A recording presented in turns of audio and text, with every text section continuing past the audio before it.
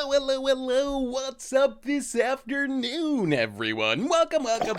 Fine Tuesday to you all, and Phyrexia release day to you all. Good to see ya. Lord Space Lad, welcome to the Fishbowl. Thank you so much for your subscription. Big skip to you for you, thank you. Variant, Stone Raid Productions, Anklesaurus, Evelyn Glover, Decrepit Sundew, Benny hey Benny, how are you? Good to see ya. How is everyone today? It is officially Phyrexia Day. The set is out. So far, Arena's been working surprisingly well. Usually on release day, I'm pretty nervous. You never know if Arena's gonna actually be up to the task of the new cards. But for me at least, it's been working pretty well, which means it is Panharmonicon time. We can probably spend the next month playing Panharmonicons of one variety or another. Today is Mondrak Day, our Token Panahrmonicon, which I guess means it's really an anointed procession on a body, but close enough. Kingles go live. Welcome to the Fishbowl. Thank you so much for your subscription. Big super for you. Thank you. So the plan for today, when did the set drop? Now-ish? Like an hour ago, I think it actually went up. Although I've heard a couple people say they're having issues with Arena. I don't know. I haven't had any issues with it. So yeah, just a minute ago. So today we got Mondrak decks for days. I have a few different ones. So I figured probably play more than one deck today. We're focused on Mondrak more than the specific deck. So we got this Mondrak Rotograbic deck that I really want to make work. I just want to go off with it once. Elish Nornday will be coming soon. We gotta wait till after tomorrow. Tomorrow there may be some Elish Norn action on the YouTube. So after that, then we'll start playing it on stream as well. So maybe Thursday will be Elish Norn Day on the stream. So I think we're gonna start with this Rotograbic Mondrak deck, but we also have a bunch of builds. There's straight up token builds, just Naya tokens, rabble rousings, and Mondraks, and there's some sweet synergies in there. There's green-white tokens. There's this cool Abzan Mondrak Friends deck I put together, which is trying to use Mondrak with Eternal Wanderers and Nisses and Kayas that are making these ridiculously big tokens. So we'll see. We're gonna bounce around in yeah, I've been impressed. Mono white tokens I think actually has potential to be pretty good. This might be the simplest since it's a monocolor deck, but you actually have enough good token producers just in mono white. Adeline and Wedding Announcement and Wandering Emperor and Rabble Rousing and Resolute Reinforcement. So we'll see. We're gonna jump around, do some sweet token doubling. Before we do though, a couple of quick reminders. First off, replay YouTube. If you miss any of the stream, you can always find the old ones on the replay YouTube. Normal YouTube, we've already started playing the new set with early access day stuff. A lot of toxic stuff tomorrow. I think everyone's figured out by now, but we're playing Elish Norn tomorrow for Against the Odds. So Elish Norn coming up soon, and tons of other stuff. A reminder that our sponsor today is Card Kingdom.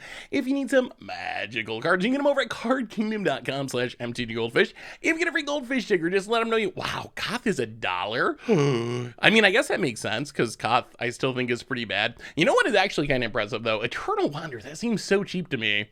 Why is Eternal Wander only $6? I feel like this card's busted. This was, I think, the best card on early access day. Out of all the new cards, Eternal Wander really blew me away with just how strong it is. I feel like this card's going to be really good in Standard and in Commander, and maybe even in Pioneer and Modern in small numbers. So I'm kind of impressed that that's so cheap. Yeah, I guess being rare definitely helps compared to being mythic. Otherwise, merch page, showkits, t-shirts, playmat, good way to support the stream and the channel and the site. Donations always appreciated, never required. $2 or more gets your message read on stream. So let's play some Magic, and we're starting with the deck that I desperately want to make work. We tried this a little bit on early access day. I think hopefully it'll do better in the grindy best of one format, or best of three format, rather than the best of one early access day format. So the idea of this deck, what we're trying to do is break Arena with Rotograbic and Mondrak. Mondrak doubles our tokens. Rotograbic, when a legend dies, makes token copies of them. So we really want to have Mondrak die and get multiples of them and maybe make them indestructible, and then we have a dragon die or a AO die or a Drivnod die to double up our death triggers, and we can just make so many tokens. Can we actually get to that point? Can we stick a Rotograbic? Can we stick a Mondrak? Can we get them both on the battlefield? Jaxus is the other sweetest card in this deck because it can copy our legends, which will then legend rule and die, and Rotograbic will make multiple copies of them with Mondrak and with Drivnod. So the synergies are ridiculous if we can pull them off. I don't know if we can pull them off or not. We're going to try. The rest of the deck, one of the nice things about, hey, Lucid, welcome to the Fishbowl. Thank you so much for your subscription. The hype train is running. Big scoop cheer for you. Thank you, thank you, thank you. One of the things that's sweet about, ooh, Mario Kills, or Mark Kilos. Welcome to the Mario Kills. That would be like a demented Nintendo name. Welcome to the Fishbowl. Thank you so much for your subscription. Big scoop cheer for you. Thank you, thank you, thank you. It is absurd if we can make it happen. So hopefully we can make it happen. The other thing I really like about the Mardu shell for Mondrak is we have a lot of really good cards that also work with Mondrak, like Fable the Mirror Breaker, maybe the best card in Standard, or one of them, plus it makes token. Wedding Announcement, one of the better cards in Standard, and it makes tokens. Blood Tithe Harvester, really good 2-drop, fills out our curve, and it makes a token. So we have a lot of like incidentally good cards that also support the theme, which is why I think Mondrak is going to be so good. So let's see. Let's give it a try. Let's see if we can break things. Mondrak with Drivnod and Radadrobic, yeah, hopefully make it happen. So we're going to start with there, and we'll probably bounce around a little bit, but our plan for today is figure out, is Mondrak good, and what ridiculous things can we actually do with Mondrak in the format? Blood Tithe Harvester. Hey, what's up, Dandy Floss? How are you? Eternal Wanderers messed up with Capricious Hellraiser, lost a match to a Naya deck with both Wanderers, Hellraiser, Fable, Wedding Announcement, Nissa, and Ren, and Hellraiser casting Walkers from Yard. Too much value. How is Hellraiser? I have not seen a Hellraiser. I have not cast a Hellraiser. I have not seen an opponent cast a Hellraiser. I'm actually very curious. Like, is Capricious Hellraiser a real card? Should I be scared of Hellraiser? I mean, that's the like 6-drop that gets cheaper and lets you sort of cast something randomly from your graveyard. You're starting with tokens instead of Elish Norn. Is this an AI deepfake, Seth, you talked about? Oh no, the punts will coming. It'll prove it's really me. Really though, the main reason we're not Elish Norning is against odds tomorrow. We can't spoil the against the odds. Against the odds, we're doing against odds Elish Norn tomorrow. So after the against the odds is live on the YouTube and the first one goes up, then we can start Panahrmonicon. How is Bear doing? I have a deck. Have you decided if you'll get a little bro? I'm really on the fence. I got to decide like in the next couple days if I'm going to get the Beagle puppy. Does anyone have experience having a dog and adding another dog to the mix? I don't know. I think he would like it. I would be doing it for him, like so he has a playmate. That's the main reason I'm tempted to get another dog.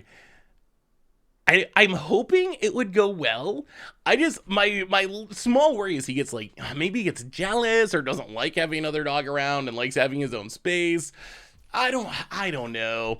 It's tough because like, what do you do if it doesn't work out? That's my fear. It's not like, I don't know, you order a shirt off of Amazon and you don't like it, so you send it back. Like, puppies aren't like that. Like if you get one, you kind of gotta make the best of it. Like I would feel, what do you do? I guess you could try to rehome it, but I would feel bad. The Beagle is the bully. I mean, I think that'll probably be okay. Bear is like so just nice and submissive that I don't think that would be a problem. He usually lets the other dog, he always lets the other dogs win if they're like play fighting or whatever anyway. So I think he would be fine with the Beagle being in charge. I mean, every puppy Bear has ever been around. Wow, we're gonna get run over by Mono Red here. Every puppy that Bear has ever been around, he has loved. Like he just loves playing with puppies. Oh, it's gonna be tough. We hit a land, which helps. Ooh, do we Radadrobic? Radadrobic can at least, yeah, I think we do. Let's play Radadrobic. Make a token, pass the turn. They shouldn't be able to kill the Radadrobic, and that at least blocks one of the 2/2s. Wow, so much aggro. Oh my god, so much aggro. Opponent curving out attacking. Well, we get to kill a Swift Spear. But we drop to 4. That's not a lot of life. Not a lot of life. So we're just dead to like anything, right? Anything. And oh, we got our synergies too. Our opponent's drawn 2 lands and just all the action. Oh, we were so close. What would you name the Beagle? That's a good question. Beetles are yippy. A barking dog would be annoying for making videos. Bear Bear is pretty quiet, which I appreciate.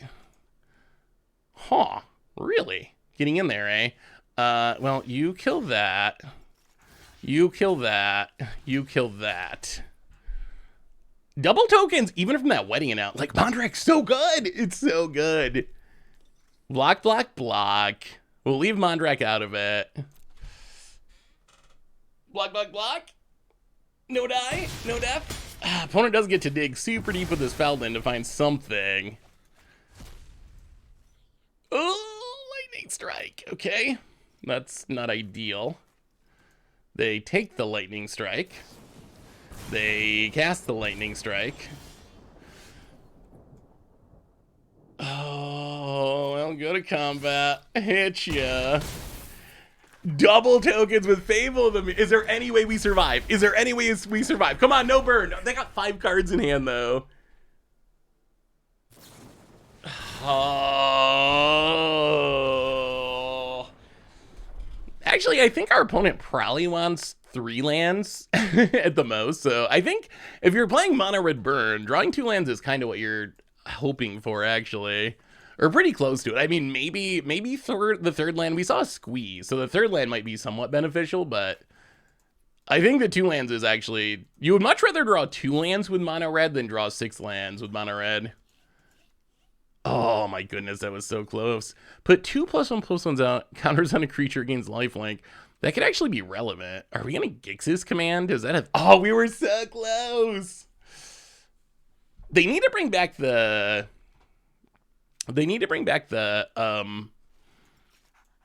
bear pet. I might have to send a message to Wizards to petition them on Twitter to bring back the bear. I don't think I'm going to use a pet until the bear comes back. They bring it back a new one every month, but I just have not, that one has not come back yet. What are we cutting? Probably expensive stuff. Opponent. So close to stabilizing there. Well, good on one AO. Run it like that. Wait, what's the matter with Stonebraid? Is Stonebraid broken? So what are y'all playing? Have you been playing since the patch went up? Is anyone doing cool things? Well, all right. I mean, this is actually a pretty... This hand is not close to doing cool things, really, but... Blood Tithe into Wedding Announcement's a pretty good way to not die to our opponent just curving out with mono-red creatures. This Explore deck I've been playing feels really good. Fable plus Tyver is really sweet. Wait, what does Tyver do with Fable? I'm so confused. Tyver... I'm very confused. How is there synergy? Tyver... Activate ability as a creature that they had haste. Untap a creature. Oh, once you flip it, I see. Yeah, that is pretty sweet. So if you can get it flipped, then you can activate it right away. And even untap it to activate it twice. That is pretty cool. What are we copying, though? Just Blood Tithe? Gilded Goose? Make all the geese all the food? Okay, that's kind of a neat synergy. Yeah, that's a cool take on, like, Jund. You know, tap land, go. My first deck was Mono Green Nissa. It's really good. Ooh, what's your list look like, Stone Rain? Affinity to Squirtle. Welcome to the Fishbowl. Thank you so much for your subscription. Big super chat for you. Thank you. Thank ya. Bonnet. Yeah, Tyver getting back like Croxo seems pretty decent. Oh, it's all about these Feldons. Yeah, I think we make the trade while we can. Opponent 3 cards deep. Finds probably faces, I assume. Wow, a mountain. All right, opponent's just desperate for the lands. Well, where's our Mondrak? Mondrak would be so good with this board. It's so good with Wedding Announcement. And we got the Ratadrabic. Opponent, land, and Reckless Impulse, trying to draw some cards. Phoenix Chick sure gets in for 1. Well, play the land. We're just gonna squeeze a 2/2, right? Yeah, let's just play Ratadrabic. This makes squeeze pretty bad. Hit you for 1. Pass the turn. This really isn't a rabble-rousing list. We have many Mondrak decks today. Really? Into the Rotted Robic? Are we going to teach our opponent a lesson about Ward? So yeah, this isn't a very good rabble rousing deck because we want big legendary creatures for Rotted Robic. We'll try some of the other builds though later in the stream. They are definitely like full-on token rabble rousing builds. Do you think they made the Against the Odds card as an homage to you since it's a whole blink spell and stuff? I was wondering that. Do you think it is a reference? Maybe. It's possible. Do you think Skitterbeam Battalion in Mondrak can work?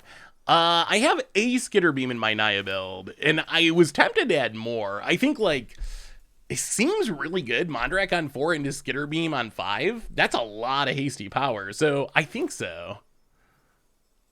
Well, I guess we just Fable. Fable of the Meowbreaker. And then just cut down the squee and do some attacking. Attack. Draw a card. Where's the Mondrak? Yeah, I mean, it definitely could be. Although, wow, Rotted Robic is just holding down the fort here. It definitely could be, although, wow. All right. It's possible we should just trade in the Mondrak or the Rotted Robic here since we have no synergies, but I mean, that's probably correct. Yeah, we're going to keep Rotted Robic's just too cool to pass up. With God Draws and some luck, I infected the table out on turn 6. All right, opponent's going to play with fire. Well, now I think we actually just keep this hand and get rid of the Thundering Raju. Play the land. We're winning like a dirty Mardu deck. No Mondrags anywhere. Get in, hit ya. Every Hespo executive should be lined up against the wall and sprayed? Spade? Oh my goodness. Did you see the... You saw the secret lair thing, right? Did we talk about this? We talked about it on the podcast yesterday. You saw the... You saw the dong... The dong erasure, right?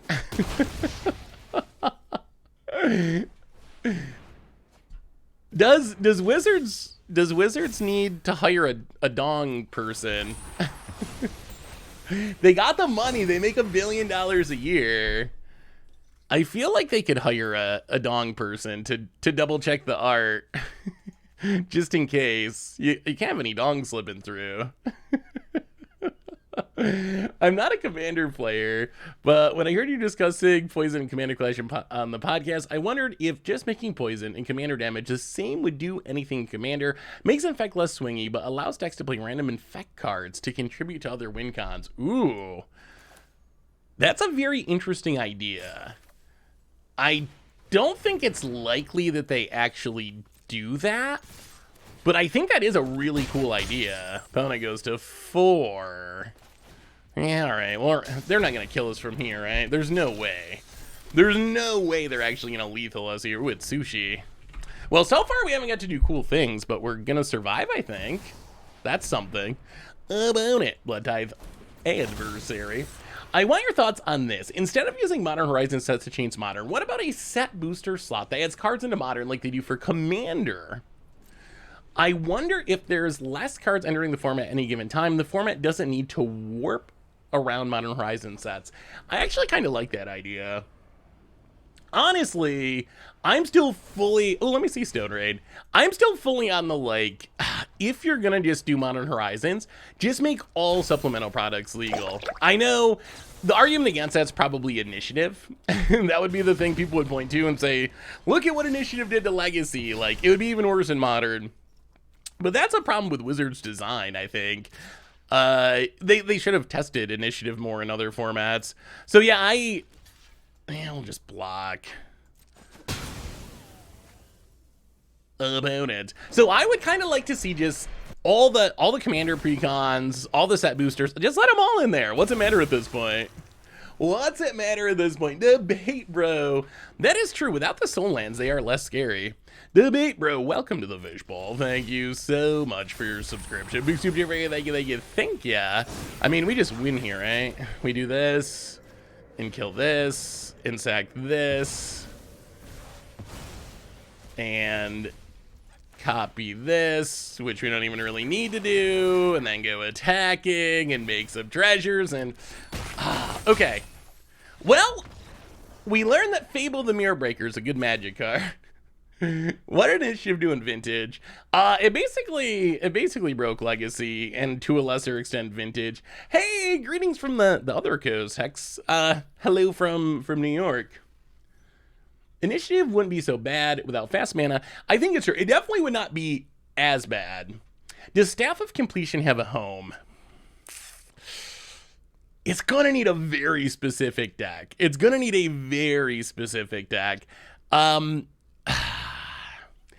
think the idea of just jamming it for value is not gonna work. If it has a chance, my guess it's the proliferate mode. My guess would be it's some deck that like pay, what is it, 3 life in proliferate? Some deck where that is worth it. Be it like a Hardened Scale style deck, like you add counters to everything, then sack it to Arcbound Ravager or whatever. Some sort of +1/+1 counter deck, maybe some sort of Super Friends deck. So I think yes, but it's gonna be narrow. It's gonna need that very specific home to make it work. I don't think, like, maybe Historic Death Shadow, even there I'm not sure. Modern Death Shadow, it's just too slow. It's too slow. Historic Death Shadow, the problem is Historic still has Lurrus, and they're not going to drop Lurrus, I don't think, to play Staff. Staff of Completion to slowly destroy your stuff for Bearing Glory. The slowest Bearing Glory win. I mean, that sounds hilarious. That also sounds incredibly slow. Hey, what's up, Sticky? How are you?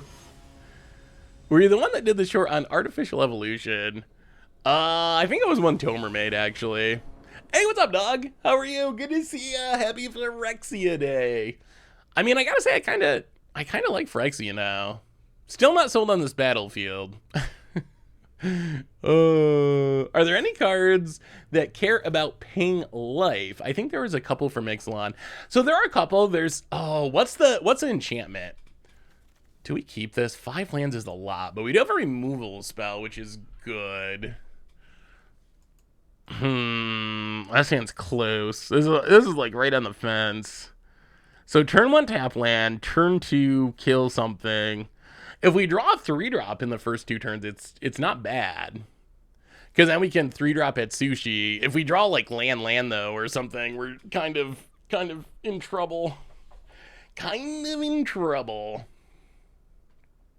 Oh, let me see. I pulled it up, Stone Rain, but I didn't actually look at it. Oh, boy, we're gonna keep it. We might regret it, but we're gonna keep it. Standard mono green Nisa.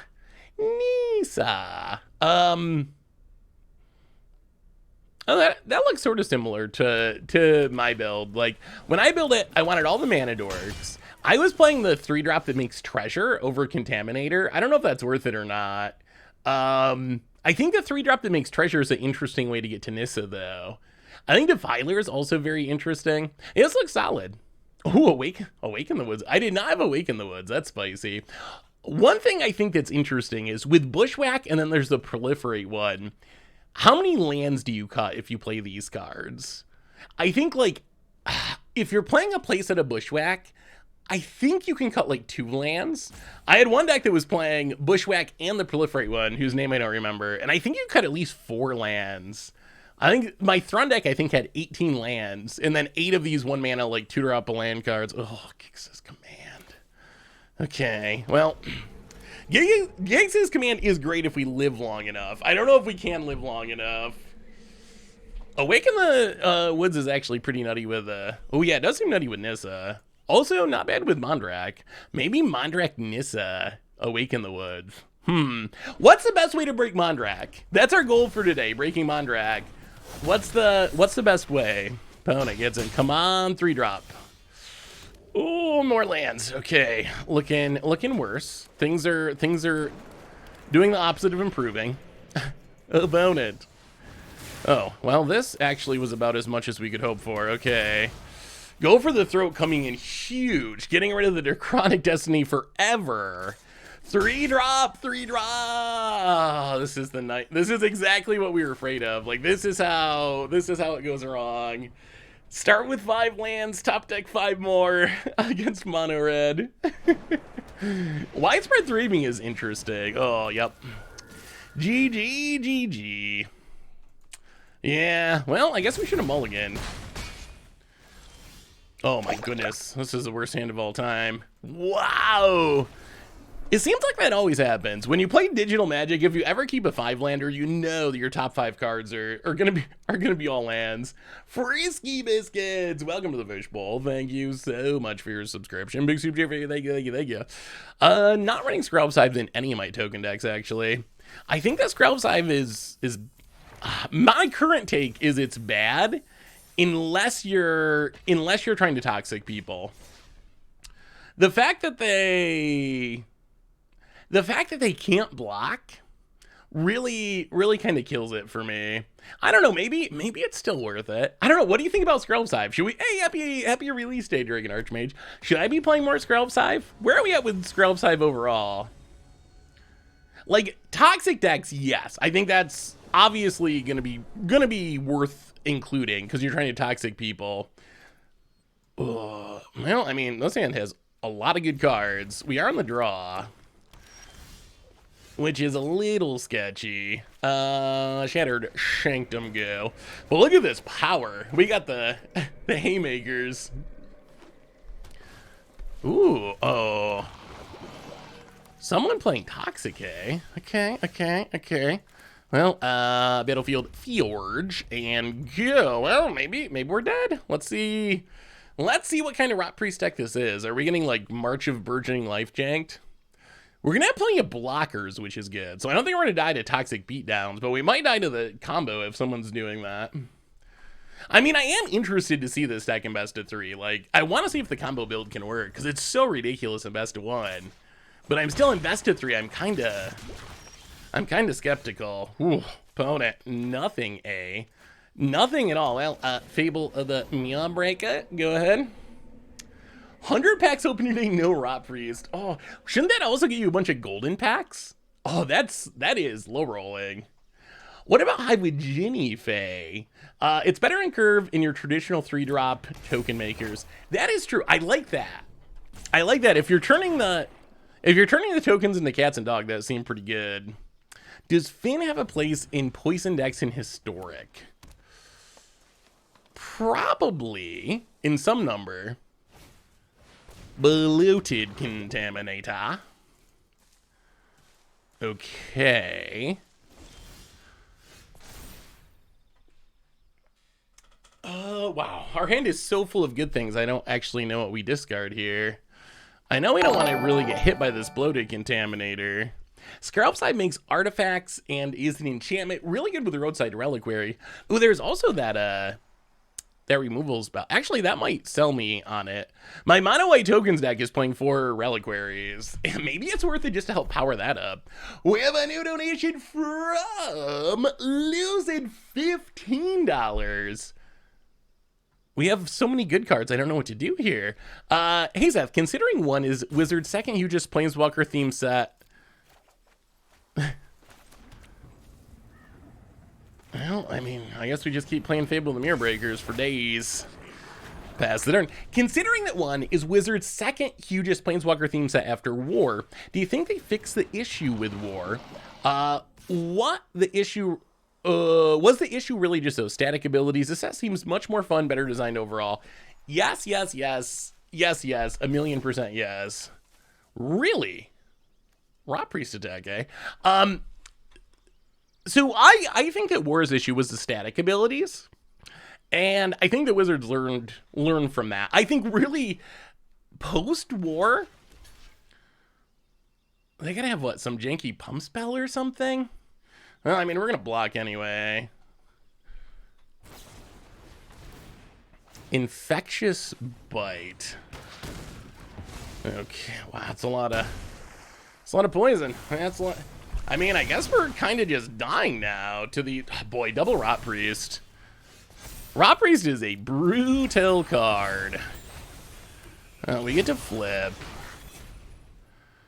Discard. Soul Transfer, not even very good here. I guess we just Ayo. Oh. We're just gonna get burnt out though. How past the turn? We're just gonna get burnt out by the Rot Priest. A janky fight spell instead. I wonder what I tell you, every time you play against Toxic, they draw at least one and usually two Rot Priests. I wonder what happens if you don't draw them.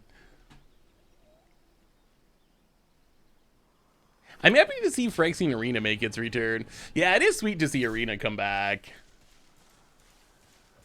Okay, well, block.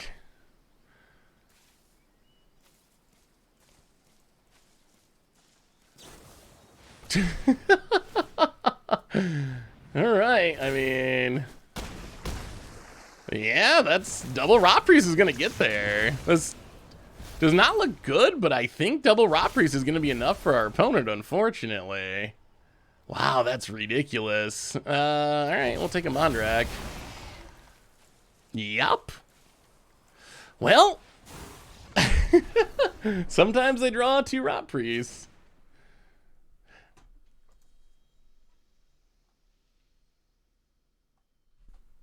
Yeah, I guess London Mulligan does play into it, doesn't it? Much easier to free roll. Although our opponent didn't mulligan, they just drew two Rot Priests. And we drew no early game removal, unfortunately. Well, the Path to Perils are very good against the Rot Priests. We'll trim some, I guess, expensive stuff. Where's our cool things? It's day one and people already think a ban is coming. Well, you gotta remember too that poison is just hated by a decent chunk of people, so that also plays into it. The fact that not only is it I think that Rot Priest makes stuff like Blood Tithe Harvester get even better too. Like, this is just, it kills it for free. No poison counters.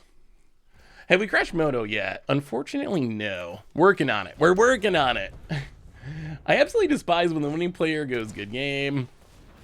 See, I tell you, every time. Well, Blood Tithe Harvester make a blood.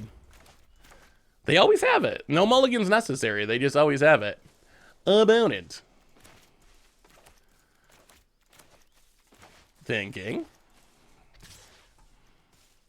Attacking. No blocks.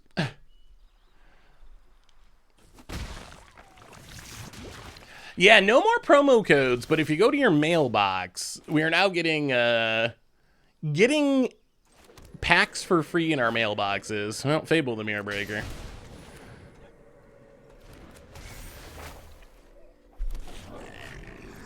I feel like this is going to be a lot harder for our opponent. They can't really tap out for anything or else we kill the Rot Priest.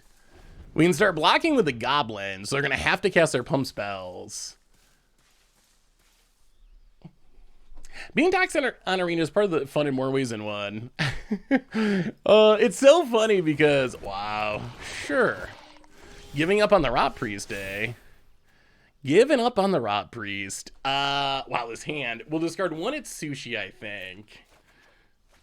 Draw a Fable, play a land. Play her out of Drawback.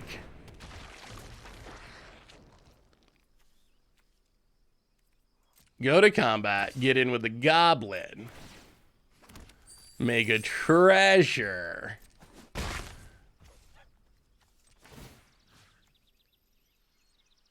Kill the Rot Priest.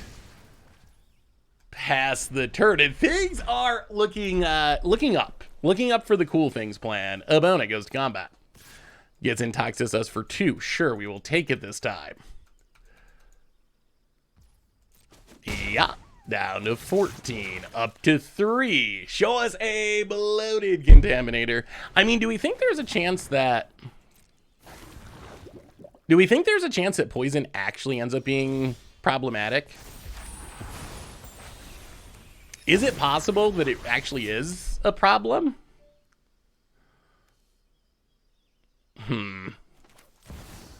Well, let's play AO. We might actually be able to do it this game. We'll pass the turn, play defense.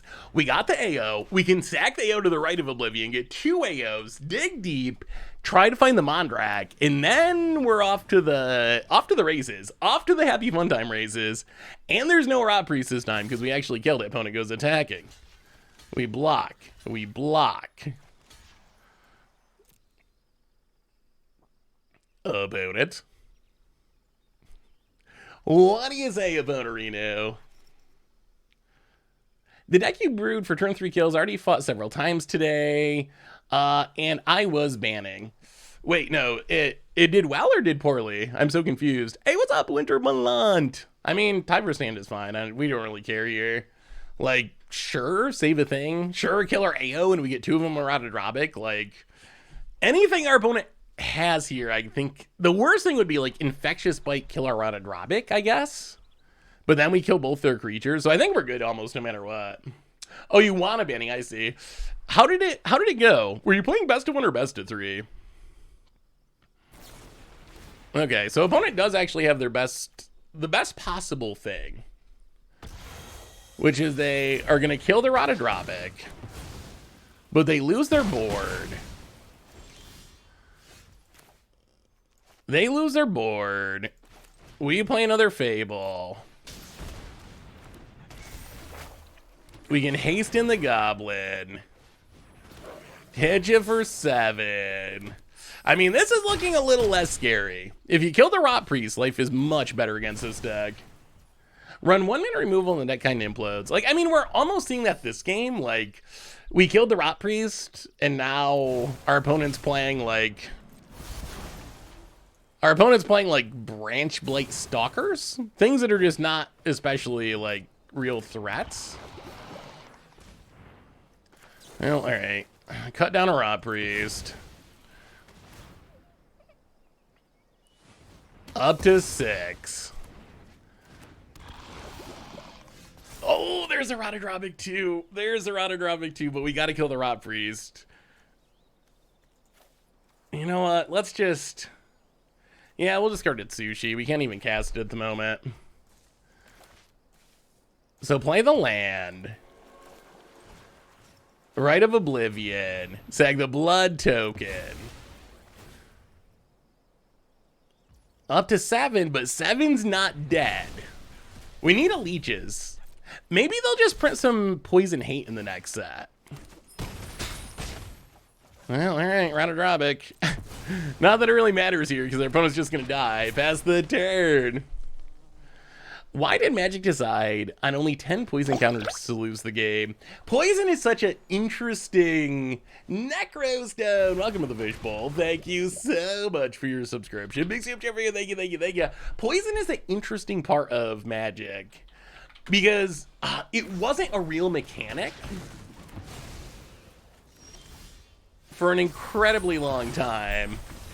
Oh, all right. We got him. We got him for once. I wonder if I can look it up on Scryfall. I wonder if this will work. So if you actually look at poison cards, it's actually pretty interesting.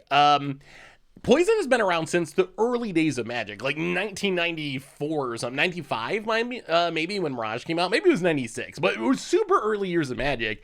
The thing is, over the first like 15 years of Magic, there was like 3 poison cards and they were all horrible. Like this is essentially a 3-mana 1/1 Toxic 1. This is a 3-mana 2/2 Toxic 2 with the downside your opponent can pay to get rid of it. Like the cards were really bad. So for the first 15 years of Magic or whatever, 10 was definitely, poison probably should have been 5 or something at that point. Like, it was almost impossible that you could actually kill someone with poison, even with it just being 10 poison counters. They were just way too underpowered. 4-mana 1/2 Toxic 2, essentially, is Marsh Viper. So I think it was actually the right number. It was actually a very conservative number, where it was like, okay, we'll make this mechanic, but we're going to make it really hard to win with. And then we got like another one in Future Sight and Snake Cult Initiation. But even up until 2011, when Scars of Mirrodin came out, there were like 5 poison cards and they were all harmless. Then we got Scars of Mirrodin and we had Infect be a supported mechanic. And all of a sudden, there was a bunch of poison cards. And then we saw like modern Infect develop into an actual thing. That became an actual deck because you could use pump spells and kill people. And then we just got another full set worth of poison. So all that to say, the number is 10 because I think it was actually the right number back when they designed the mechanic. Like, I think that was the correct number that you wanted to have people have to deal. Because I think if you did any more than that, it was actually going to be literally impossible to actually kill anyone with poison. So I think it was the right number. But then 2 decades later, they started printing real poison cards. I'm of the opinion that the number should be higher in Commander. For me, the argument in Commander is like super simple, and that's they doubled the life in Commander. So I think you should take that into account when you... All right, phone it. Going to London to find the Rot Priest. So I think they should take that into account. Opponent. Forest.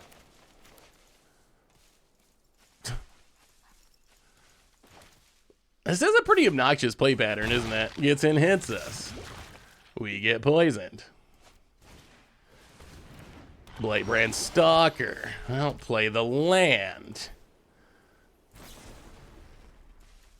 Kill the Rot Priest. Get a poison counter. Lands! We need lands! About it. Oh, every time. Boy. Oh, so unfortunate. The old combo was Flash Protein Ult, get 4 Virulent Slivers, and Haste for GG. Yeah, I mean... The high rolling continues. Cut down.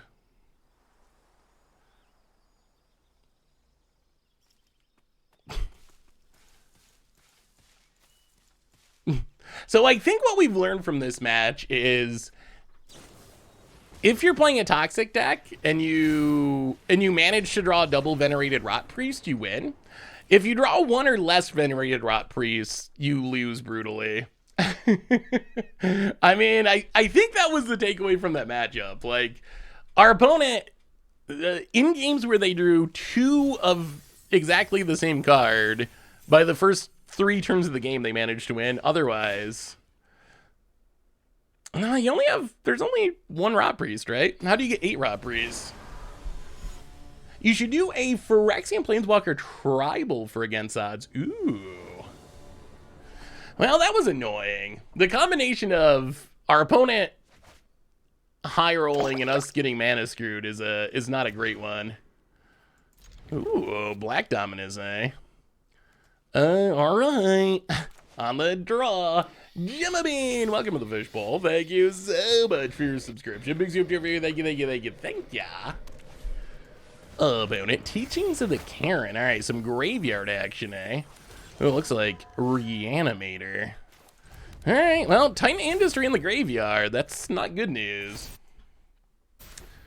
Opponent gets in for 2. Old Rusting, sure. Well, play the land, play the wedding announcement. We actually got a Mondrak. We got a lot of sweet pieces in this hand. Does our opponent just reanimate a Titan of Industry and we die? They did hit a treasure here, and they flipped their Saga. About it.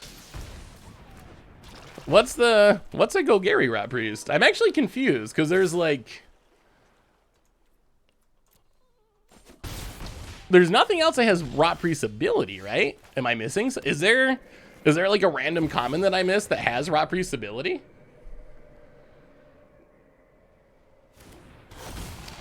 All right, get down the Mondrak.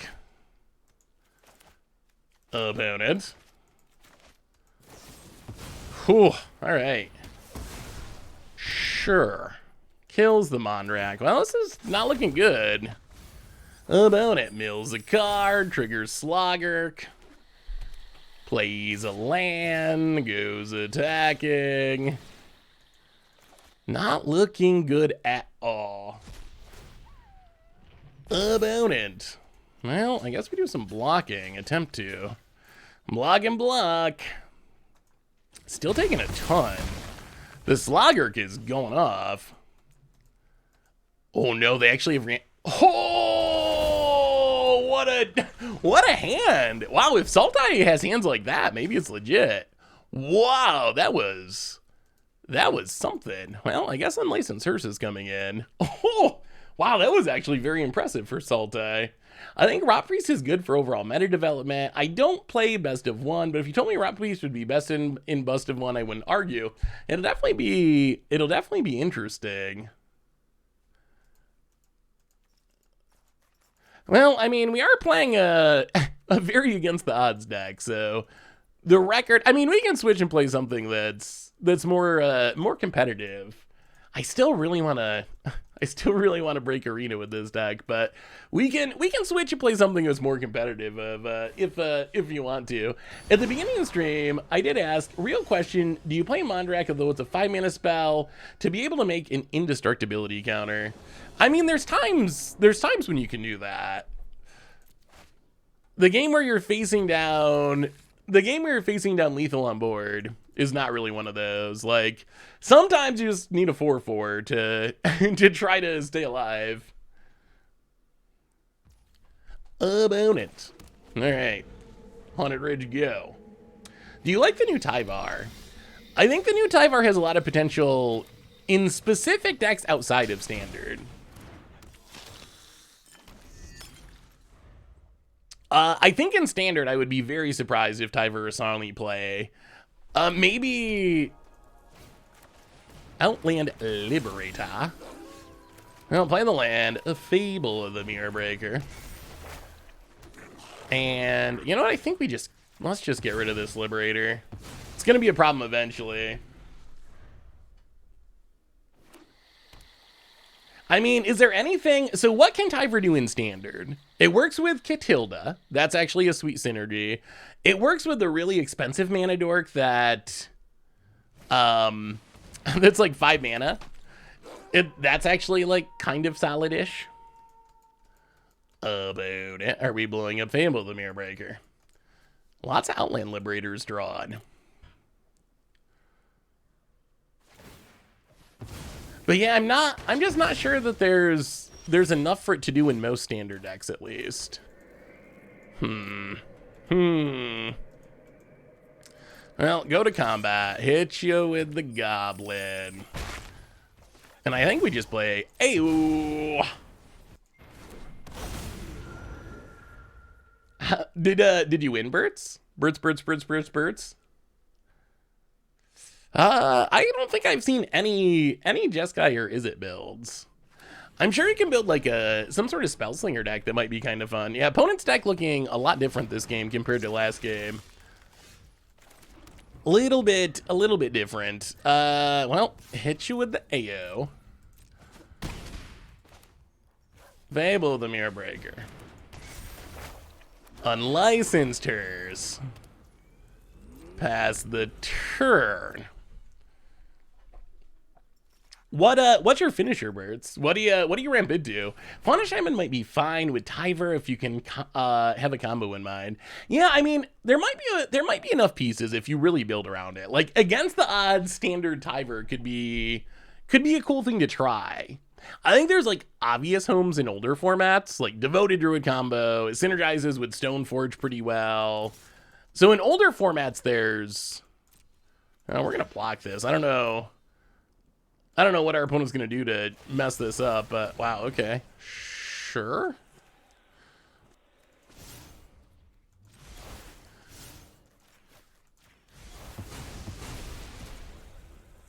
Yeah. So bounces AO. Yup. We dropped to 15. But that was our opponent's entire turn. Oh, now we we draw the go for the throat anyway. We will keep these cards. We'll go to combat. We'll hit you with the goblins. We'll make a couple treasures. Opponent down to 9. Oh, we're not going off though. Ayo, and kill your Sloggerk. And pass the turn. Storm the festival and play and flip Uven Wild Oddity. Oh, that makes sense. That seems like a good payoff. You definitely can make a lot of mana if you keep a good a full graveyard. Hey, what's up, Dolphgrim? How are you? Good to see you. Good to see you. Against odds, Geth. Okay, sure. However, we get to go digging. Oh, we're gonna take Mondrak. Actually, do Mondrak or Rabbit? Probably Mondrak. Mondrak has more direct synergies. Although we really do want both. Now flip the Saga, play the Bank Buster. Draw with Bank Buster. Ooh, double Fable. Although our opponent might just be dead before we need to do that. Well, this went a ton better than the last game. Tyver with Harvester. Wait, Harvester. And opponent scoops it up. We have a new donation from Ancient Hydra. Hey, Seth, probably better to say for now. I'm a longtime fan and finally got a chance to catch a live stream. I want to say I was recently inspired to make a new version of a deck of yours, and it's on the website as Scarecrow Harmonicon Redux. Ooh, Reaper King Scarecrow Panahrmonicon was so cool. Do you have a link by the chance, Ancient Hydra? I can find it on the website eventually, but if you got a link, I'd love to take a look at it. Thank you so much for the donation. Yeah, that is a super fun one. Oh, Blood Tithe Harvester. Yeah, being able to activate that right away is a neat synergy, and then reanimate it. That is, you gotta say Harvesta. If you just say Harvester, what is that? There's many Harvesters. It's Harvesta. Harvesta.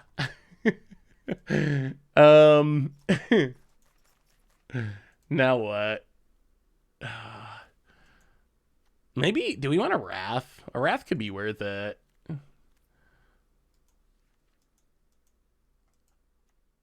Yeah, maybe we Path of Peril. Path of Peril, go down. How do we deal with Titan of Industry? I guess we really just need our opponent not to do that. Stop them from reanimating it. Yeah, you can post magic links for sure. I would love for you to post the link, Ancient Hydra. My favorite old against odds deck was Eminent Domain Land Stealing. Probably not playable these days, but still. Oh, at the time that deck was sweet. We're gonna keep this. This hand would be really nice if we had the black mana. Without the black mana, I like Mondrak Wedding Announcement, and we got the Rata Drobic. We got a lot of our pieces. Oh, all right, more Rata Drobics. Well, pass the turn. Black mana. Opponent. Old Rusty. Oh, that is very unfortunate timing for the black mana. Well, Wedding Announcement. Opponent. Mills. Infernal Grasp. How does Innistrad Standard compare to Keldheim Standard for you? Like our current Standard?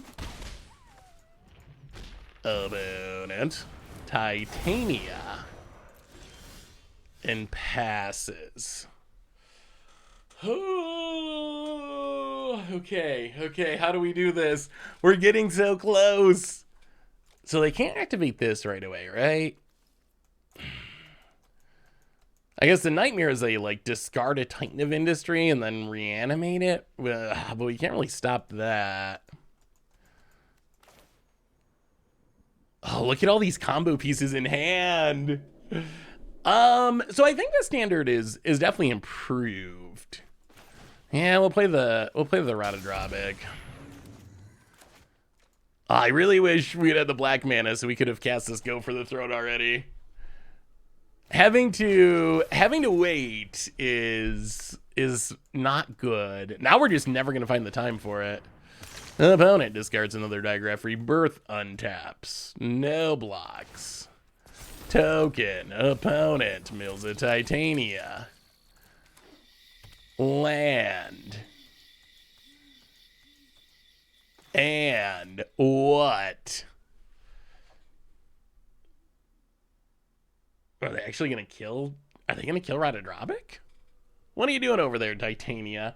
I don't think I'll ever get tired of hearing says like Radadrobic. It is a fun word to say. So I would say Standard has improved a ton since 2021. 2021 was still the tail end of like the bad days of Standard. Wow. All right.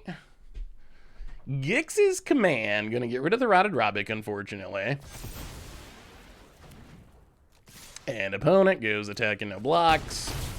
Down to 12. Well, we'll play a land. We'll play Mondrak. We will pass the turn. We'll make 2 tokens. We'll flip. Oh, is there any way we live long enough? We have every piece we need to do the arena breaking synergies. Is there any chance? Opponent, land. Oh, come on, deck. Hold.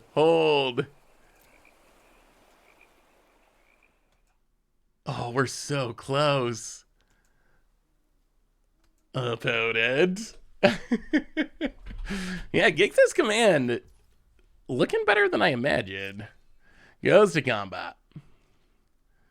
Passes. We would like to draw land. A land would be nice here. Blood Tithe Harvest.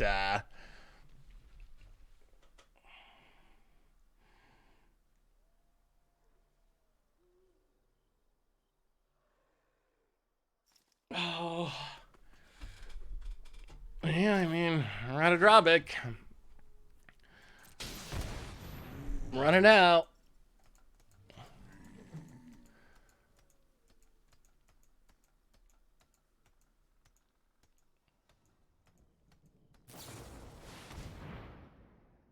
Wow! Wow! That's actually gets around the indestructibility. No! That's a... Oh, and they spin into time. Oh, magic gods. I swear we're cursed. Wow. Had a fast playing with you at Dover and Richmond. Looking forward to potentially see you again in Philly. Hey, yeah, I'm looking forward to that too. Wow, that is. Hey, there's a land we needed last turn. That is something. That is something. Yeah, I mean. So does this just mean we're dead now that this has happened?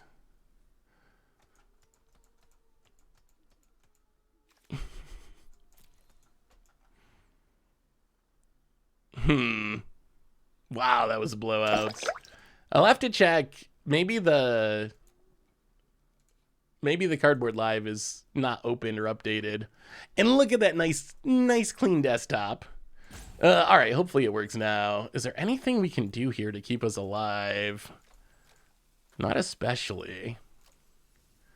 We can't even kill the Titan of Industry. And if we did, our opponent just reanimates it. Well, I mean, we'll play Drivnod. Drop to 9 and die.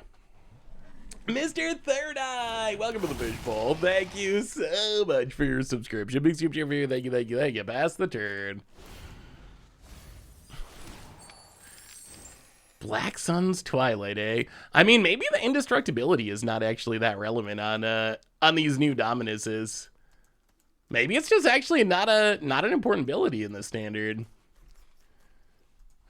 Basically Yargle. Pretty close. Have you ever seen the Encroaching Mycosynth and Vesuvian Duplimancy become have you seen that Encroaching Mycosynth and Vesuvian Duplimancy becomes a copy of whatever you want when you cast a spell?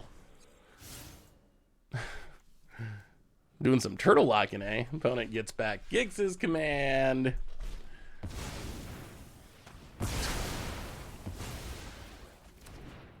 Okay, well, I mean,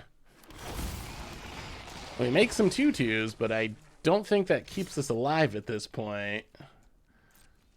Oh, we were so close to doing cool things. Wait, I'm confused, Steak Man. How do any of those things you're saying work? I am very confused. Oh, all right, we're gonna give this deck a couple more shots, and then we'll switch to another Mondrak deck that is probably more competitive. Wait, have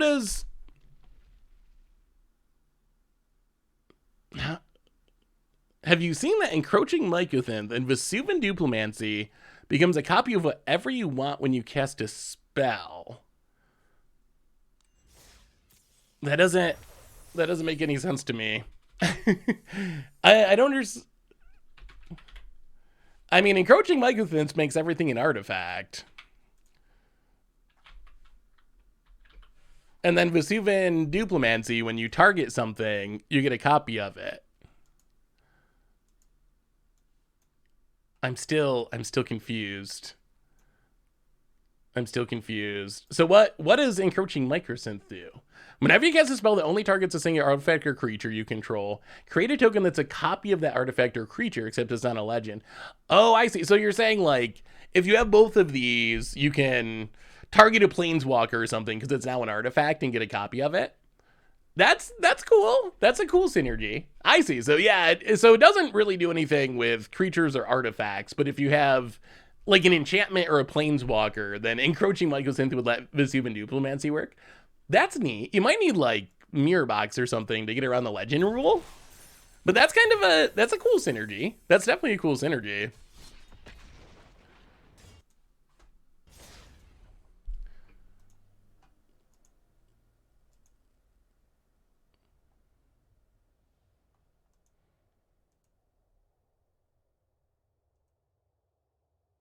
Oh, wait, you're trying to... Oh, I see. So you're trying to turn... I see what you're trying to do. So your idea is to turn... I gotcha. So you're saying you're trying to turn Vesuvan Duplimancy into an artifact with encroaching Mycosynth. And then you can target Vesuvan Duplimancy with something to make more copies of Vesuvan Duplimancy, and then eventually you'll have a ton of Vesuvan Duplimancies, and it'll like snowball and do ridiculous things. That's definitely a super cool idea. So you try to make as many I mean, it's kind of like making a ton of copies of Panahrmonicon or a ton of copies of, Mondrak or whatever. Like, when you pull it off, it's probably going to do some really, really over the top stuff.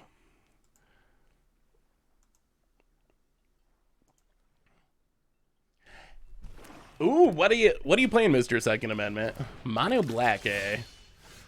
All right, we're gonna give this build two more shots to break arena, and then we'll play a build that might actually be a little competitive.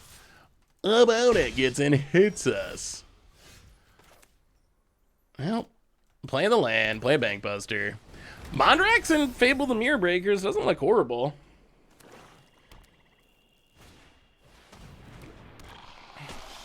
When was the last time you played Legacy? Oh, it's been a minute. Yeah, there could be some cool Legacy. Could be some cool Legacy synergies for sure. Oh, we don't have enough white mana, do we? Oh, that's awkward. About it, land and Gixin Puppeteer. And Cruise Bankbuster. All right, opponent's going aggro.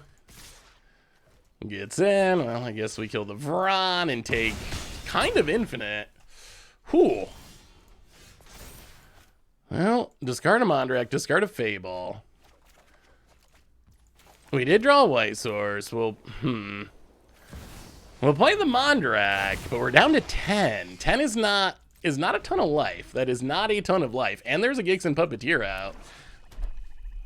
I need Coffee and Painkillers that help if this is a vaccine, I'm glad I've never caught the real thing. Yeah, the vaccine can definitely knock you down for a couple of days. Thankfully, my experience at least is it doesn't last very long, so it'll be a crappy couple of days, but then you should feel better pretty quickly. About it. Goes to combat. Attacks. Well, I mean, we are going to get rid of this puppeteer, which is a problem. Kill the puppeteer. Opponent gets to get back the Vron. Passes. Flip the Saga. Well, play the land. Fable of the Mirror Breaker. Double up the goblins. And pass the turn. Are we going to lose to Vron? Are we actually going to lose to Vron of all things? One of our worst rares from the entire set. About it. Gonna cut down Reflections of Kiki-Jiki, okay. Sure. And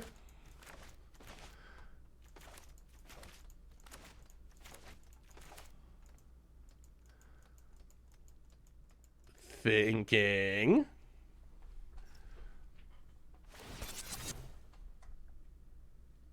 Cruise a Reckoner Bankbuster.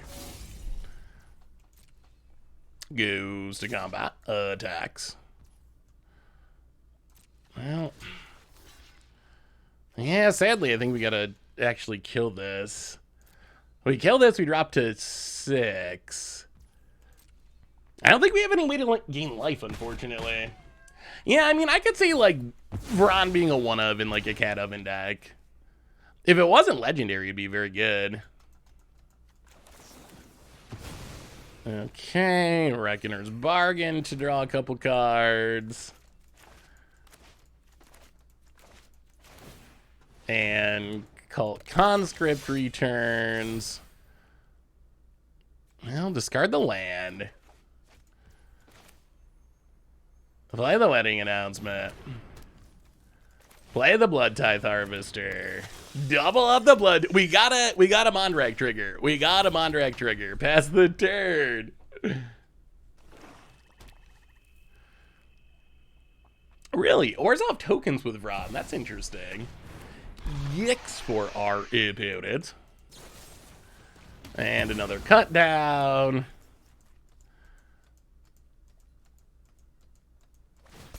And cruise. And attacks with some things. Well, block and block.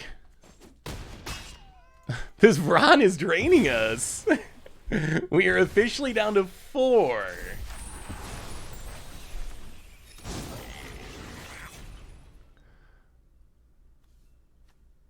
Oh, how do we gain some life? Yeah, we're just gonna get got by Vron. Well, playing Sushi. Pass the turn, make a token. About it. I mean, I guess we could jump block with tokens for a minute. Yeah, Gix is definitely a sweet card. Opponent, Cruise. We need to find a way to kill this Vron. Goes to combat. Attacks. Oh, we probably just gotta chump, right? Yeah, let's just chump. We don't want to trigger the Vron. Yeah, we don't have anything worth copying. Well, this is summoning sick too. We would copy the token if this was not summoning sick.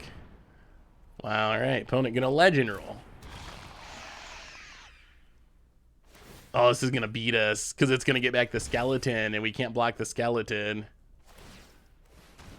All right. Well, we got to find an answer to the Vron right now. Right now, discard. Wedding announcement. Good card, doesn't stop the skeleton. Okay, this is it. This is the game. The game all comes down to exactly this. Discard the land. Actually, discard the wedding announcement. Removal! Removal! Into even more wedding announcements. Well, we play the land. We play the wedding announcement. We go to combat. We attack and attack. I think this leaves us dead regardless. So we get to draw with the wedding. We just got to hit removal. Like, removal or bust. Yeah, we can't copy legends, unfortunately, with Kiki Jiki. Well, okay. Draw one. Oh my god. We did not make that look easy. Jeez. Well, okay. Cut down, kill the Vron. At the last possible second. Why is Fable in the deck? Well, it makes tokens, and it's one of the best cards in Standard. Phyrexian Arena for our opponent. I mean, we've kind of stabilized a little-ish. Opponent. Passes. Yeah, it's in the deck to... I mean, it makes double the goblin tokens with Mondrak. Which is pretty sweet. Yeah, Fable the Mirror Breaker just says, copy another target non-legendary creature. So you can't even legend rule yourself if you want to. Huh. Well, play the land.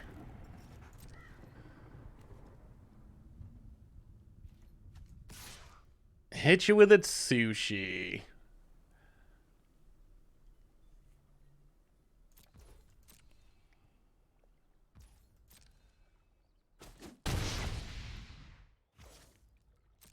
Make some tokens. Pass the turn. Opponent gets to draw a card. You need Mirix. Oh, the land? Yeah, the mites just don't... They don't do anything. I really don't like mite tokens. If they could block, it'd be so good. Alright, opponent's going to attempt to kill our Mondrak. Yeah, we probably want that to live. So, let's think about this. So we can, okay, Reflections of Kiki Jiki. Copy a token.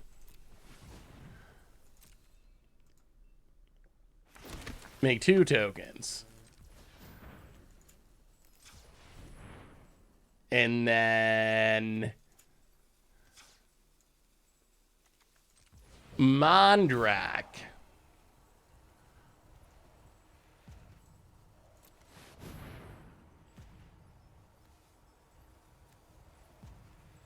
Sack the 2 tokens. Make it indestructible. Okay. Opponent plays a land. Draws with Bankbuster. Are we gonna get back in this? We might have a shot here. This has been a ridiculously close game. Opponent passes. Come on, Rada Drawback. Oh, Fable the Mirror Breaker. Okay. Well, I mean, Fable is great with Mondrak. Fable, double Goblin. And then we can copy double Goblin. And then we go to combat and do some attacking. Here they come. And now we make a million. See, this is where you can see where where Fable is actually like kind of absurd, even though you can't copy a legend. Like that was one Fable, double tokens, copied by a Fable for 2 more tokens, making 4 treasures. Like, what a turd! What a turd! This isn't really what we want to be doing, though. I mean, this is fine, but it's not the Radadrobic multiple Mondrak thing. Oh, it's Sushi Legend rolling itself is going to be sweet. Or we die, one or the other. Opponent draws a card, down to 5. And yeah, I think there's some interesting possibilities about building like a full-on treasure build of Mondrak. One of the neat synergies is a lot of the treasure spells become free if you have Mondrak. Like Stimulus Package, 4 mana makes 2 treasures, but then you actually get 4 treasures. Big Score, 4 mana, 2 treasures, but then it's actually 4 treasures. So there's actually like, there might be some sort of like weird treasure storm style deck.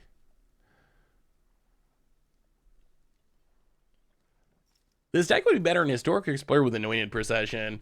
Mondrak's just way better than Anointed Procession, though. Like, the synergies of Radadrobic with Mondrak don't exist with...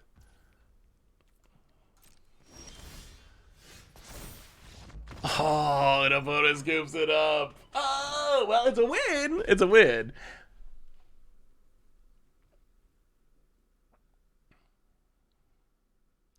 Big Score for 4 treasures means you get like 12 Samurais with the Jano's Uprising. Yeah, we'll try a actual token build of Mondrak in a minute.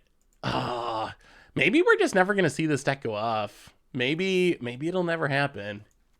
Maybe it will never happen. We have not got a single. Have we seen a single Radadrobic creature? I don't think. Radadrobic just dies. Ward 2 is not enough. We need hexproof. We need hexproof Radadrobic. Ward 2 is just not good enough. Yeah, Nixless. The thing that makes frog tokens is kind of funny. There's definitely any token synergy works pretty well with Mondrak. Oh, so Radadrobic, when a legend dies, you get token copies of it. So if your Mondrak dies, you're going to get about 1 million token copies of it because it doubles your tokens. And then when any other legends die, like from Jaxis copying them or just sacrificing them to Mondrak, especially if you had Drivnod to the mix, you can just be making like huge amounts. Like it snowballs ridiculously to the arena breaking like hundreds of copies of things on the battlefield. Except it actually is hard to pull off because you need the pieces to live and yourself to live. That is the challenge. We could show Sparky what's up though. we could show old Sparky.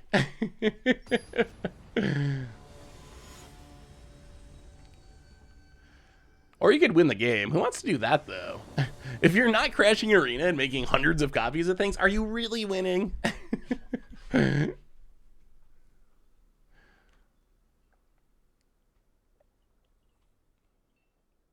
I mean, Mondrak is also a sack outlet.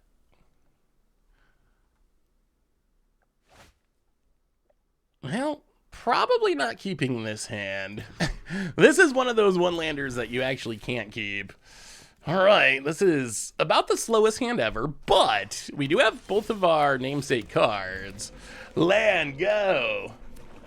There's probably a way to storm off with Widespread Thieving, 3-mana Kaya, and Mondrak. Fable's a pretty good draw here. Something to do before turn 4 is actually pretty nice. Opponent, Schwamp, and Gix. All right, opponent. Seeing if they can snowball Gix. Gets in, hits us, draws a card. That's unfortunate. Yeah, Gix on the play. Not good for us, Fable the Mirror Breaker. Mondrak with that Vesuvian Duplomatch and Coaching Sith combo seems absurd too.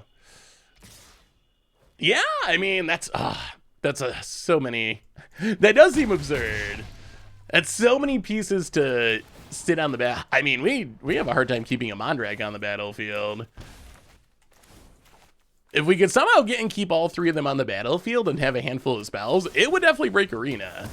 No, yeah, but I think our opponent's got this. No doubt about it. I don't know about this Gix Phyrexian Arena plan. Seems a little excessive. Well, the Gix Snowball. Win the die roll, curve out, no removal. This standard feels really aggressive. Yeah, I don't think so, though. Well, I mean, I guess we'll see. Standard has been pretty grindy. Maybe, Path to Peril is just so sketch. It only gets creatures mana value 2 or less, which I guess is some percentage of creatures, but not a very high percentage. It doesn't get rid of Gix, doesn't get rid of Shieldred. I mean, I guess if we get to 6 mana, it does more. I guess that's probably worth bringing in. We really want a removal spell.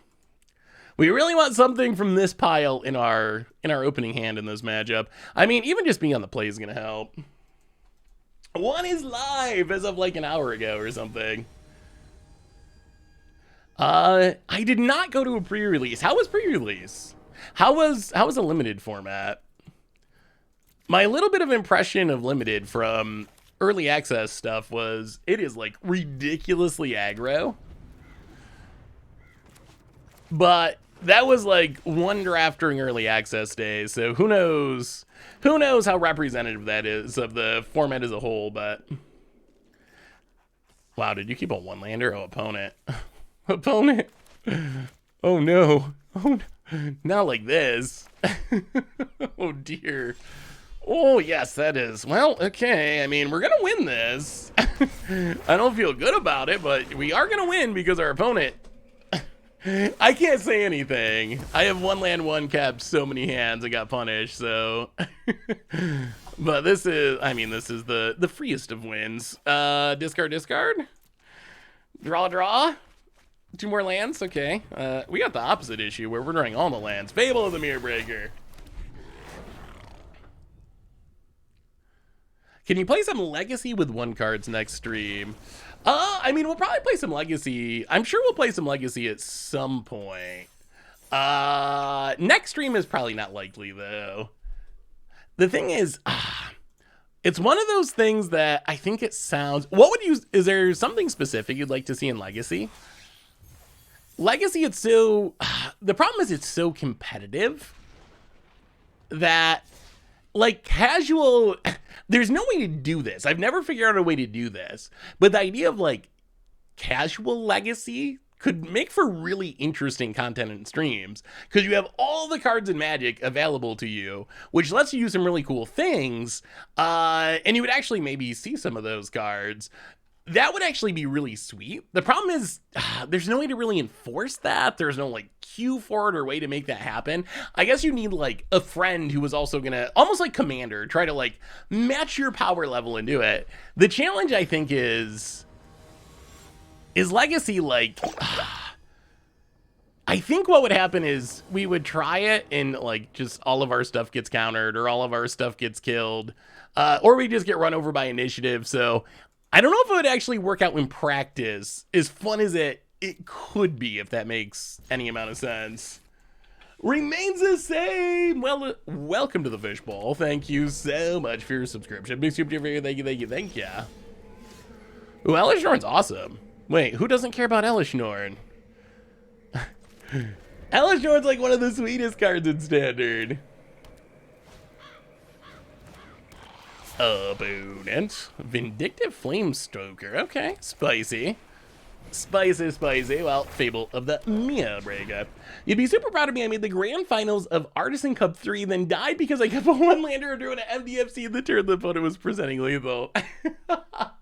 Yes, that sounds perfect, Rugger. I'm very proud of you.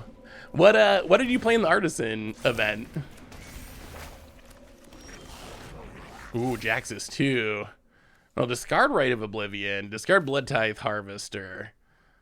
This hand's actually kind of absurd. There's Errata Drobic. Okay, getting close. Play the land. Get in with the Goblin. Make a treasure. Oh, we're getting close. We need the Mondrak. Opponent, are you blocking? They're thinking about blocking. Considering the possibility of blocking.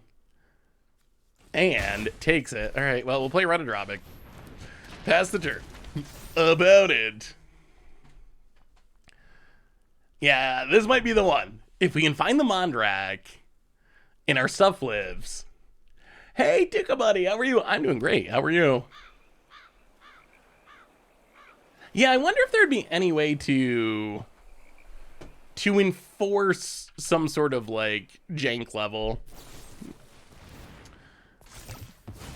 Wow, Shielder's Edict doing work for our opponent. Well, there goes the Reanimator. Our plans of fun have ended. About it.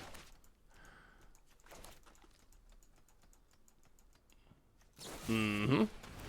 And also a cut down. Yep. Well, flip the Saga. Play the land. You know they're gonna have the counter. They're gonna make disappear anything we cast here. Well, I guess we played Sushi. At least that's harder to make disappear. They gotta sack something.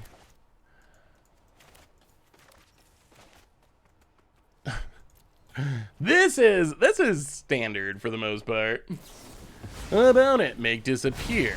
Sacking their goblin. Getting a counter. Well, we will decline. And pass the turn. Got home from football practice, now enjoying the stream. Ooh, sweet. Floorball. Wait, what's floorball? About it. Huh. Yeah, our opponent does not seem interested in us doing things. And there's a Corpse Appraiser. So this is just the best deck from last standard, basically. And... oh, soccer. I guess that makes sense. Floorball soccer. I can see that. Lost to Azorius Artifact Aggro. Ooh. Yeah, that deck seems like it would be pretty good in Artisan, I would imagine. Well, this is bad in a bunch of ways. Kill the Flamestoker.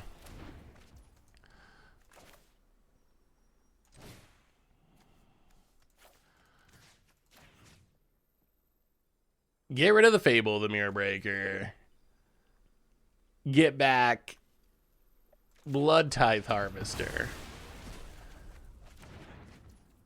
And pass the turn. I mean, that was a pretty good turn. Is it enough? We will see.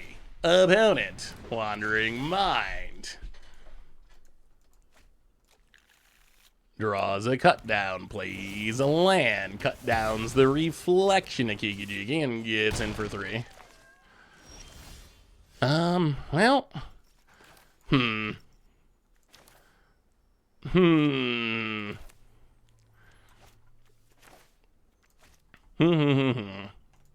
Opponent's got 1 card in hand.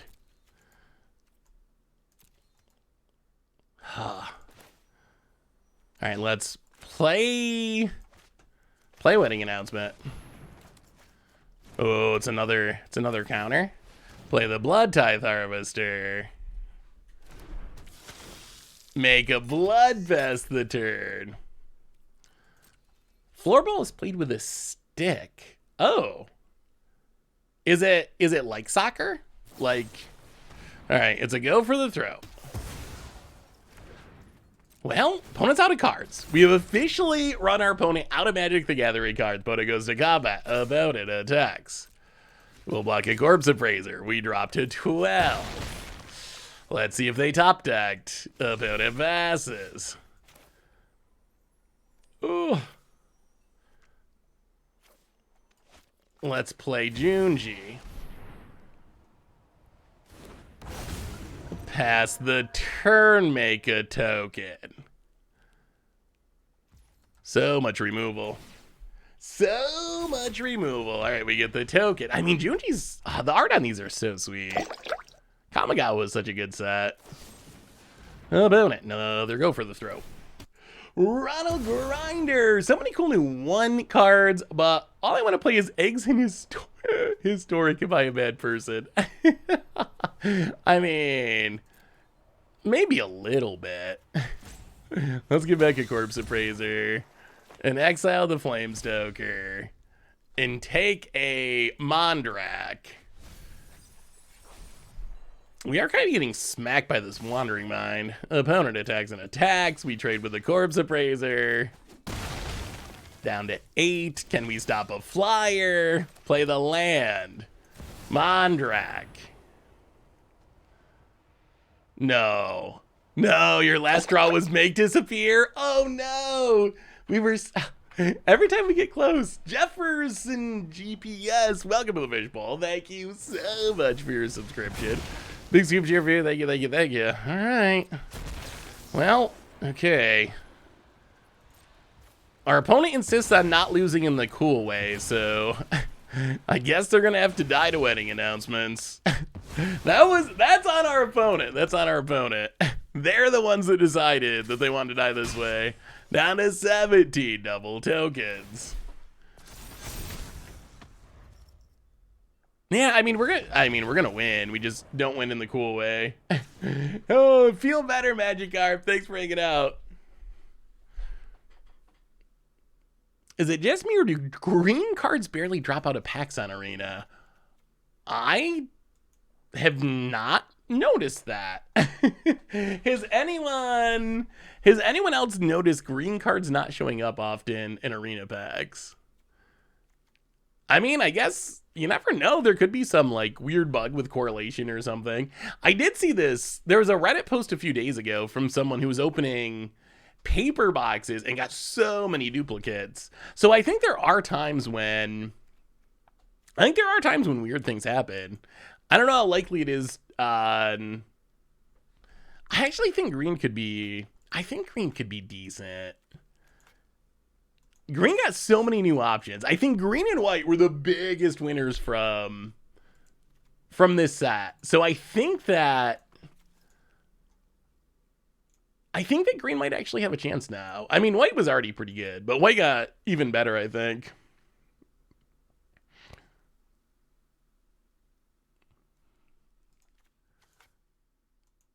I opened 100 packs, didn't get a playset of any single green card. Huh. That is awkward. All right. Jaxus has not done anything. I think green is fine right now, but gonna take a lot to shake people away from the Orzhov base. Yeah, I mean, black has been at the top of standard for a long time. Oh, also, did you see the new Secret Lair promos? Also, why do they call these Secret Lair promos? Why, Wizards, why? I don't really understand the naming, but they look pretty cool. Unholy Heat, RCQ participation promo. The art's really sweet. And then there's Eldritch Evolution, which is the RCQ top finisher promo, which also looks really good. And then there's an Ugin, which I actually thought, I don't know, what do you think of the art on the Ugin? How good is I actually am kind of meh. I like this one more with the light down here, but I actually think out of all these, I might like the Eldritch Evolution the most. I think the Ugin's the one I'm most kind of meh about. Yeah, the branding is odd to me. When I think of Secret Lairs, I don't think tournament promos. They do look really good though. How many packs did I open? Around 200. 200 plus the golden packs. All right, opponent, Bankbuster, they let it go. I don't know if that means they don't have a counter or they don't care. Bankbuster is like so good in these grinding matchups. It seems like they would have killed it if they could have. A quick reminder that our sponsor today is Card Kingdom. If you need some magical cards, you can get them over at cardkingdom.com. RCQ is like regional qualifiers. Yeah. Are y'all gonna watch the Pro Tour? The Pro Tour is in 2 weeks. Paper Pro Tours are actually coming back. Ooh, opponent has their own Reckoner Bankbuster. And to go for the throat. Sure. I think we have, you know what, we'll discard the Blood Tithe Harvester. Yeah, let's just discard that. Ooh, Mondrak 2. Oh, the pieces. The pieces are assembled. The pieces are assembled. Oh, it's Sushi. Go. We have every card we need to do cool things. Can we get through the removal? Can we get through the counters? Invoke Despair, Brutality. Yeah, well, our opponent only gets to draw one, and we do get our Atsushi trigger, which is going to make us 3 treasures. Untap.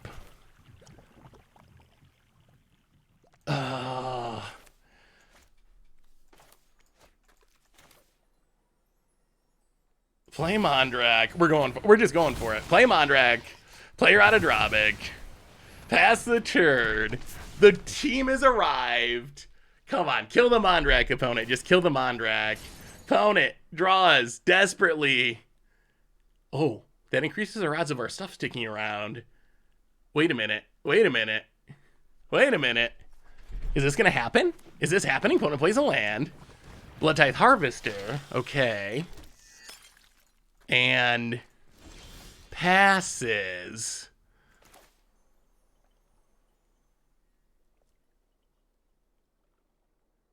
Oh. Oh. Mondrak. Legend Rule. Keep the old one. Get some triggers. And, okay, 3 Mondraks. That's 3 Mondraks. Oh, do we get to untap here? Get in with a Mondrak. We're so close. This is it. This is what we've been waiting for. Oh, they scoped it off. Oh, no. I mean... that's, you can see where we're heading with it. You can see the idea. So now we got 3 Mondraks, and then we play AO, and then we can sack the AO to Mondrak to make it indestructible, and then AO, we're gonna get, I don't even know, like 3 times the Radadrobic token, so we're getting like 1 million AOs, and we're getting all the triggers, and all right, but let's try a more tokeny build of Mondrak. Are you the owner of MTG Goldfish, or just the same name, or the player on the channel? So Richard is the owner of Goldfish. I'm the content manager of Goldfish. Jim Davis going to the Pro Tour. We're going to watch for him. Yeah, I'm curious. I'm curious how many people are gonna. Let's just try mono way. Let's try mono way tokens. I'm hoping people watch. I think it's awkward though. I just realized that they put it on the same. It's at the MagicCon Philly, so that's a big chunk of people who are not going to be watching potentially because they are at Philly. So that's potentially like 10,000 people or something that just don't actually have the availability to watch. Not this weekend, but next weekend, and it's Pioneer Limited. So we'll see, and it's Paper. So Paper is actually coming back. How content are people at Goldfish? Like working at Goldfish? I mean, I am very content. I enjoy working for Goldfish. Yeah, I'm excited for Paper coming back too. Okay, so this is like a straight up, let's add in one more rabble rousing.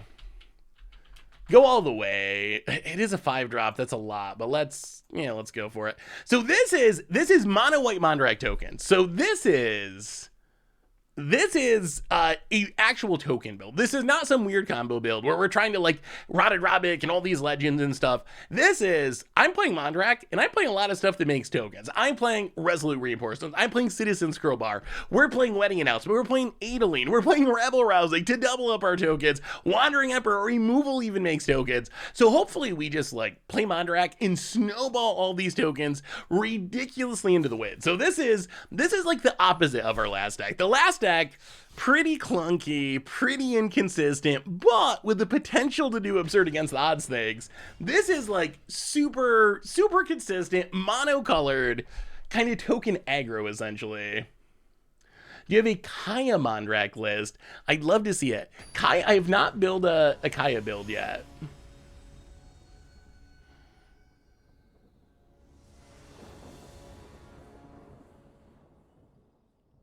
Yeah, I'm hyped for it. I'm hyped for the Pro Tour coming back too. Hopefully it does well.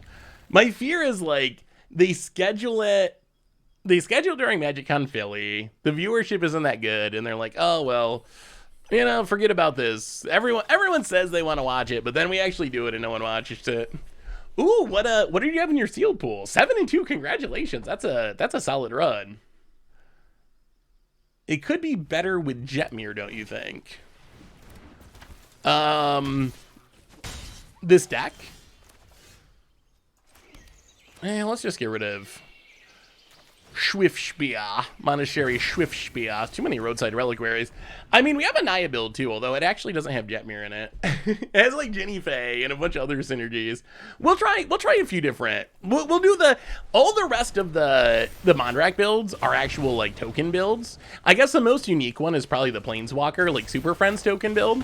But we'll probably just jump around and try a couple of different versions. Well,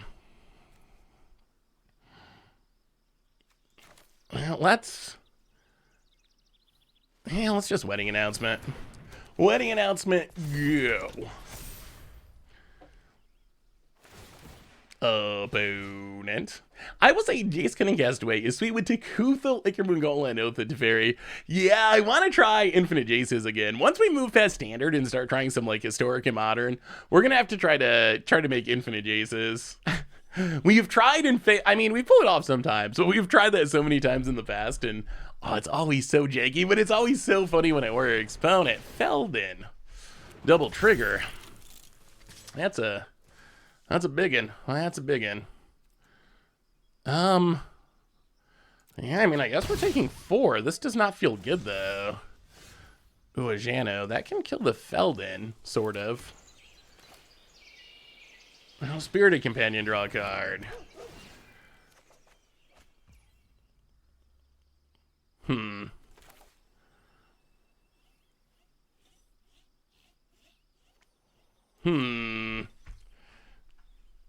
Oh, Feldon. That's a good Feldon. Yeah,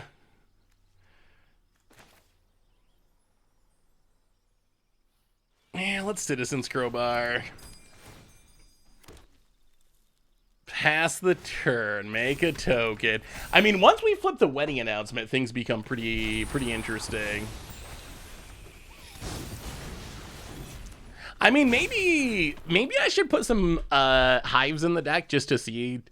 You know what? We'll add some after this game just to see, because I haven't actually really. I've seen them a little bit on early access day, but I haven't really played with them. So we should actually probably test them and see if they're as janky as I think they are. Like, I think they're really bad, but maybe it'll be a surprise and it'll actually be really good.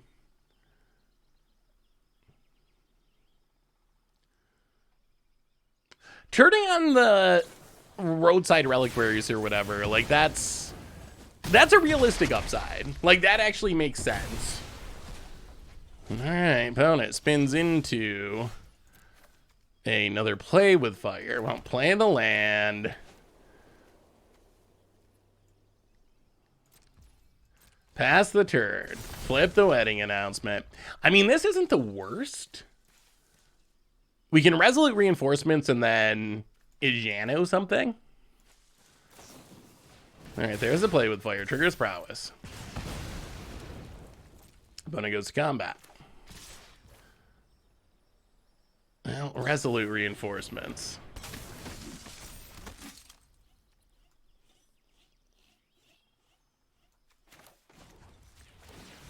Kill the Feldon. Opponent gets to go 4 cards deep. So what do you think? Should we add the Banner Blossom? Well, let's block. Yeah, we'll just block. Block 1. Drop to 9. Come on, deck. Come on, deck. Show us some love. More Feldons. Well, that is a Mondrak. We will play Mondrak. We will pass the turn. Opponent untaps. 9. Is 9 enough life? Is 9 enough life? Hey, Seth, what you were saying in preview season about cards all will be one got me thinking about how it could work in a modern Enchantress shell. What do you think of this list? Hey, let me take a look, Arcane Laboratory. All will be one Enchantress. I think this is actually a pretty sweet shell for it. Like, I think if we're going to try to combo... All right, Chandra, Dress to Kill.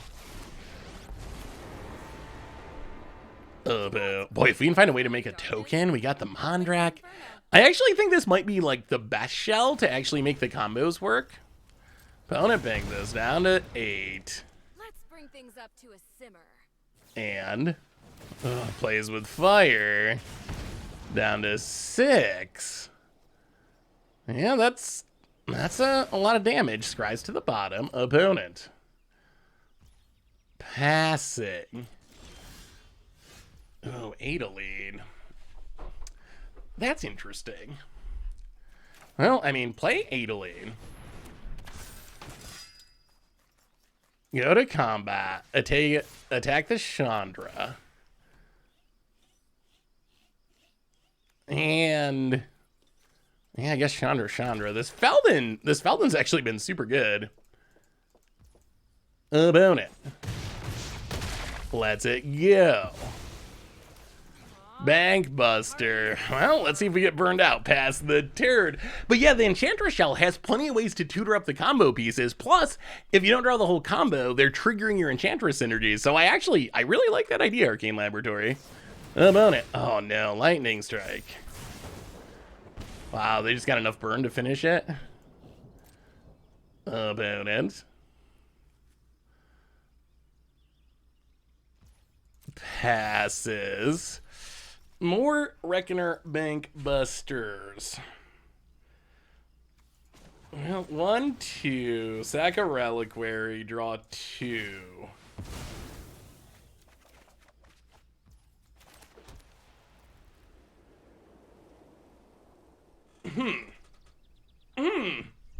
Intriguing. That is an intriguing draw. We might have to do the old Swords to Plowshares our own creature trick. How much can we attack with? Yeah, I think we're gonna lay down arms ourselves here. Maybe we leave the tokens back. 11, 12, 13, 14, 15. All right, let's attack like this. Go attacking. Opponent. Yeah, just to be safe. I mean, I guess the vigilance on Adeleine, that might have let us attack with some tokens. Oh, are we gonna win because we lay down our own creature? That seems possible. Opponent goes to 14. Yeah, I mean, lay down arms. Yes, we are sure we would like to target our token. Up to 6 past the turn.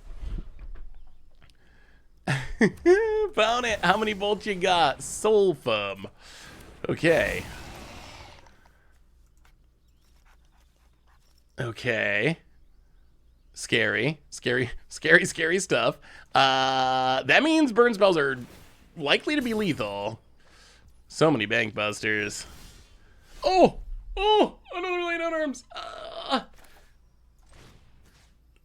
Yes, kill it. Out of here. And we're swinging with a crew. Here they come. Here they all come. What do you say, Feldon? How do you like us now? And oh, we got there. Okay, that was good. That was super good. Oh, see, I think something like this could actually be kind of good. I think, well, we can add in Skrelv's Hive just out of testing purposes. See if the not being able to block thing is too problematic. I also wonder, what do you think about the sword in this deck? Could the sword be worth it in the sideboard? I really want to make the sword work because swords are just so cool, but are swords just too slow for standard now? Are we past the age of swords being constructed cards?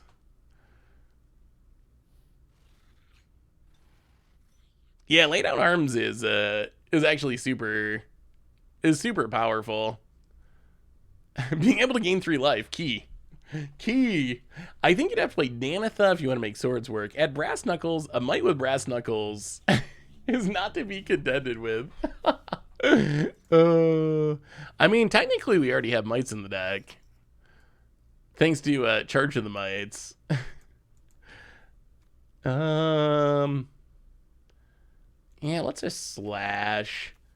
I wonder, maybe we can make Banishing / main deckable. That's interesting. Like, if we add Skrelv's Hive to add more artifacts and enchantments, we play this in the main deck, turn on the 2/2 Samurai, which doubles up with Mondrak. If this is blow up one of your things, make 2 2/2s, that's an absurd card. Even as a sorcery, that's an absurd card. Yeah, still trying to get a sense of the meta. Like, are there going to be a lot of toxic decks? We haven't played against that many. We've played, I think, we have played pretty diverse matchups. I think we've still played Grixis the most, but we've played, other than that, we've played Mono Red a couple times. We played Grixis a couple times. Pro Red and Green doesn't seem great against Esper. Yeah, the ability's nice. The protection, maybe not the most relevant. Danith is definitely cool. And it does work well with reconfigure stuff. What is level 426.citizen? The sword's only going to work with Kemba if at all. I built a Thrun deck to put the sword on Thrun, and it was actually pretty awkward. That like the sword was good, but I also wanted to play like it was mono green, so I had like Audacity and Blanchwood armor, and it was making my own auras fall off, which was very awkward. That was the downside. Oh, come on, citizen. Come on, citizen.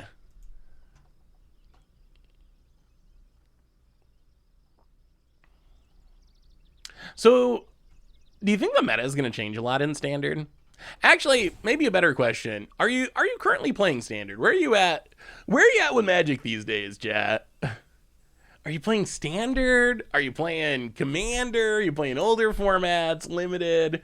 I want to move to best of 3, but suck at sideboarding. Are there any tips in building a sideboard? Especially when you start out, I think, and it's double especially in Standard, where the sideboard cards the good ones are very similar, because you're usually like looking for answers. Well, is our opponent just not showing up? We will keep. Oh, we have our rebel rousing. You're looking for specific stuff. Like a lot of times, if you look at sideboards, they're actually like very consistent. You kind of, in Standard, you got 2 archetypes, or maybe 3, I guess, if you had in mid-range. But your sideboard is often stuff for aggressive creature decks and stuff for control decks. So if you look at a typical sideboard, most cards are going to fall into that group. And then you're going to have maybe some like Graveyard Hate would be the other one that shows up. But if you look at this just like typical Grixis sideboard, you get a bunch more removal. So if you run into a deck that's being aggro with creatures, you bring in Cut Downs and Abrades, you bring in Essence Scatter, you bring in Go for the Throat, and then you got stuff that's good against control, which is mostly card draw and counter spells. So if you're running into control, you bring in Kaido for card draw, you bring in Bankbuster for card draw, you bring in Negates to counter your opponent's stuff, Disdainful Stroke. So if you just build your sideboard in... Maybe this is a salty robe. Is mono white token salty somehow? But if you just build your sideboard in that way, it's gonna be decent. If your sideboard is half cards that you think are good against creature decks and aggro decks, and half cards that you think are good against control decks, which again would mostly be removal and sweepers for creature decks, maybe some life gain, counters and card draw for control decks, maybe some planeswalkers, your sideboard's actually gonna be pretty decent. That's kind of like level 1 basic sideboarding, I think. So if you start there, your sideboard's going to be reasonable enough.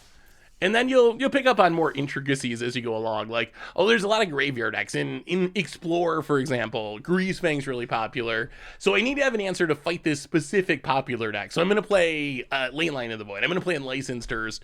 Not because I'm going to bring it in most of the time, but I really can't beat this one specific deck. Yeah, that was kind of a freebie. Yeah, I think Grixis Anvil could be pretty good. And I mean, now you got Vron. Vron is added to the mix. Explorer mostly with a side of Standard. How is Explorer these days? I wonder if we're gonna get. Yeah, we'll keep this. That's very plains heavy, but Bankbuster undoes a lot of problems. Trying a Golgari ramp deck. Green has some absurd late game stuff. Yes, it does. Green has like so many good 7-drops. Titan of Industry, you got Nissa, you got Tyrannosaurus Rex. I guess the Dominus is probably the worst of the bunch, but still like pretty big.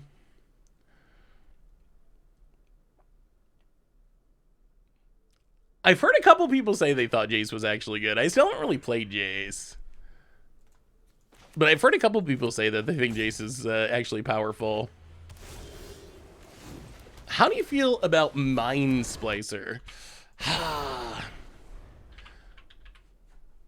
So Mind Splicer Apparatus, I think you...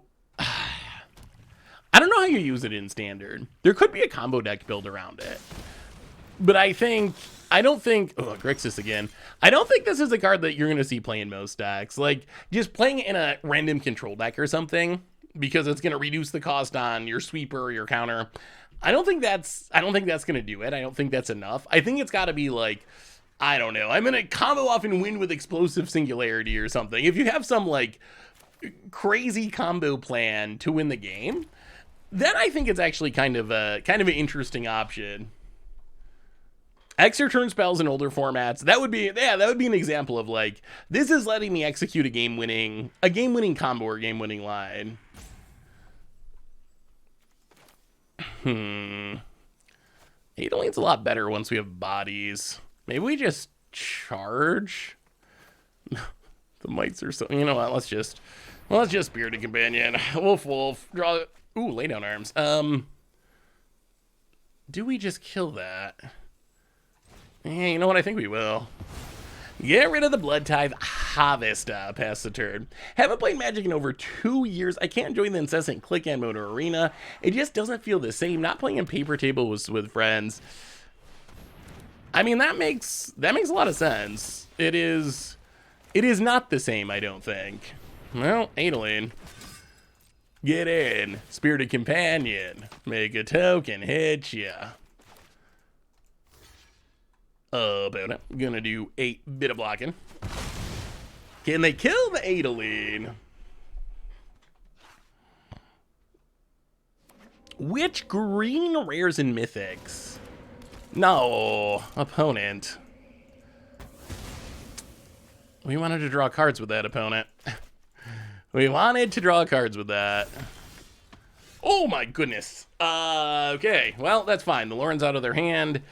We could draw cards with wedding announcements, but we're going to do some rabbling. We're going to do a little bit of rabbling. Rabble-rousing. Wow, that's a whiff. I guess we'll take laydown arms, actually. Go to combat. Attack.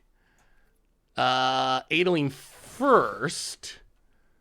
Make a token. Rabble-rousing.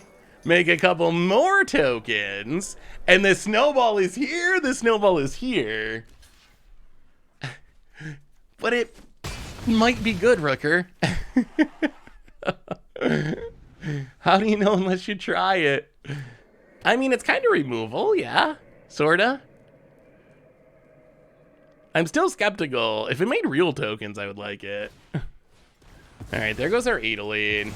I mean, the real question is, can they kill the rabble-rousing? Because if rabble-rousing lives, that is going to snowball into the wind by itself. I mean, paper's coming back. How hard is it to play paper Magic where you're at? Oh yeah, we gotta talk about green. What green cards do you need to craft? Maybe we have to do a crafting tier list or something. Opponent passes, makes a token. Well, I mean, go to combat, attack. Make some more tokens. Opponent. Blocks.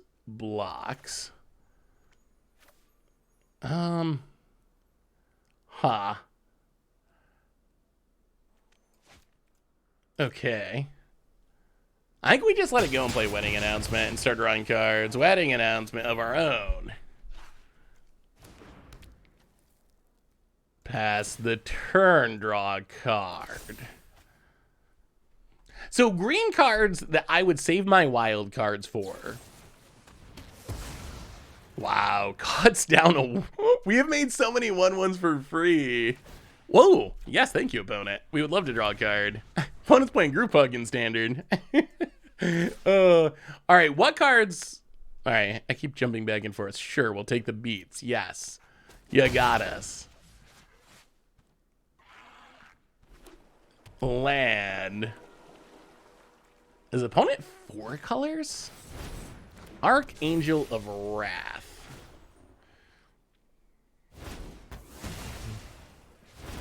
Alright, snipes a couple tokens. Well, play the land. This is actually kind of sweet. So we can go to combat, we can attack. We can make the tokens. And then we can charge of mites to kill the Archangel of Wrath. Ha ha! Charge of mites! Charge of mites! The one and only Kim for the 3rd month. Welcome to the Fishbowl. Thank you so much for your subscription. Big soup for you. Thank you, thank you, thank you. Opponent gonna block. Opponent gonna block. Sure, sure, sure. That's fine. Spirited Companion. Draw a card. Wolf, wolf. Would you play the new Fastlands in 3-color decks? Yeah. Yeah, the Fastlands are very good. They're better in aggro than in control. Oh, double rabble. Oh, triple. Oh, my goodness. We're going to make some tokens. We're going to attempt to make some tokens. Opponent goes attacking. Oh, that's a lot of rabble rousings. We're going to rouse some rabble. The players stopped buying from the LGS to the point where they were losing money to stay open on those nights. I think that's one of the concerns. What happens if, like, Paper Magic falls apart? All right, there goes one rabble rousing. Thankfully, we have a few replays. Wow, another Lauren. Lauren Tribal. And Blood Tithe Harvest. Oh, boy. Wait, do we get to this right away? 10 or more creatures. All right, rabble rousing. Wow. Well, boy, we have whiffed with these rabble rousings. Well, we get to lay down arms, which isn't bad. Go to combat. Lay down arms. Snipe the Blood Tithe Harvester. Hit ya. Opponent. Would you like to block some 1/1s? I know. Could you imagine what Mondrak would be doing on this board? We would make so many tokens. Rabble Rousing's a cool card, though. I do like Rabble Rousing. Pass the turn. Yeah, I mean, the lay down arms isn't bad. It's not bad. I would have rather hit like a Mondrak or something. Opponent, Rite of Oblivion. Opponent is killing a lot of our things, which is obnoxious. Plays a land. And goes attacking. You know what? I think we kill it this time. We have enough tokens. Our opponent's still at how's our opponent at 20? We've been attacking with all of our tokens every single game. How does our opponent still at 20 life?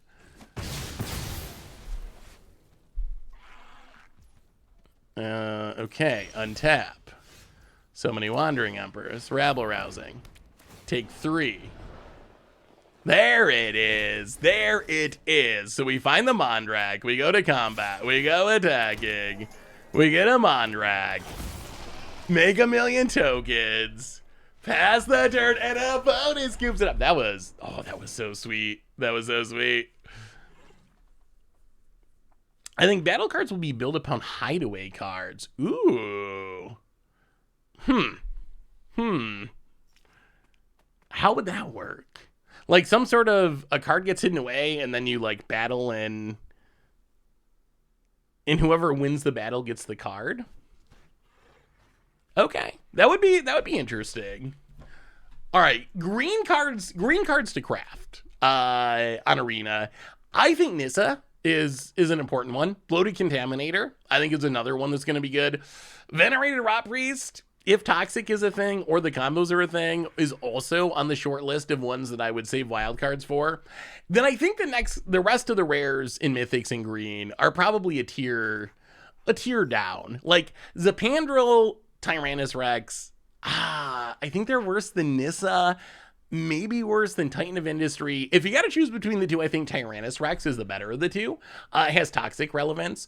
Avowed Spinoderm's not bad, but I don't think it's essential. It's pretty replaceable. Green Sun's Twilight could have some relevance, but I wouldn't rush out to craft this one right away. Thrun, I also really love this card. Maybe Mono Green Stompy's a thing. Maybe some sort of Aura's deck a thing. But really, it might depend on if Drago control is a big part of the meta. Like, if control is very popular, Thrun goes way up in value. If control isn't as popular, then its abilities are a little less relevant. So those would be my three big ones, I guess. Nissa, Bloated Contaminator, Venerated Rot Priest would be the three I would try to save my wild cards for the most.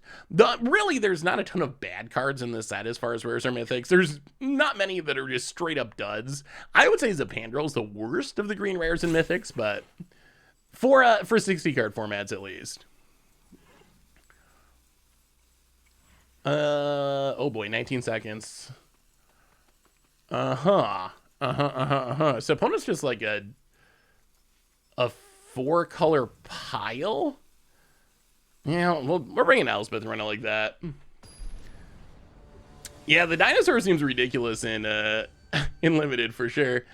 Is there any way I can send you my deck list? You can send me a link right in the chat if you want to. You can also email it to me, seraphonolive@mtggoldfish.com. But the chat, just sending a link in the chat's a pretty easy way to do it. Opponent Shattered Sanctum. And Channel Land and Phyrexian Missionary.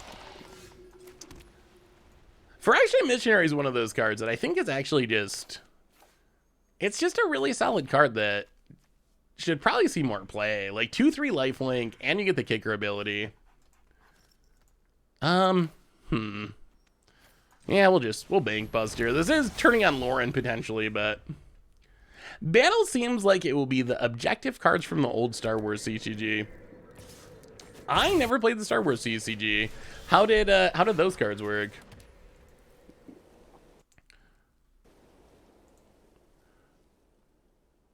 I'm actually still like a little nervous about Battle. Like, I hope that it's a positive, but I'm a little nervous that it might be busted. Battle cards sound like something that sets in effect for the battlefield, like a world enchantment that you build your deck to work with. Maybe Wizards learn from this mix of mechanics being free card in your opening hand. Battle cards will be the next iteration of cards that require clever deck building. I mean, it seems for sure that they're going to be in your decks based on Atraxa, so hopefully the companion mistake is off the table. I think it's unlikely that that the companion mistake happens again. Oh yeah, this is an artisan card, isn't it? Isn't it, Rucker? Opponent gets and hits us. I think it's more likely that Battle's broken than a dud. I think adding a new card type to the game is so rare and it's such a big deal. I think there is very little risk that Wizards underpowers it and makes it too weak. I think that's exceedingly unlikely. I think best case scenario, they're strong enough to see play.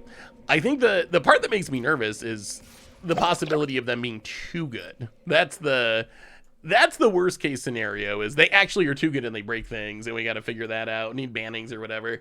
Ticker to welcome to the fishbowl. Thank you so much for your subscription. Big scoop for you. Thank you. That was my first guess, is something like Plane Chase cards. Something that, or like if you played Marvel Snap, something like how their lanes have effects that impact the entire battlefield. Like, you can't play stuff here on a certain turn, or your Panharmonicon, your stuff double triggers if you play it here.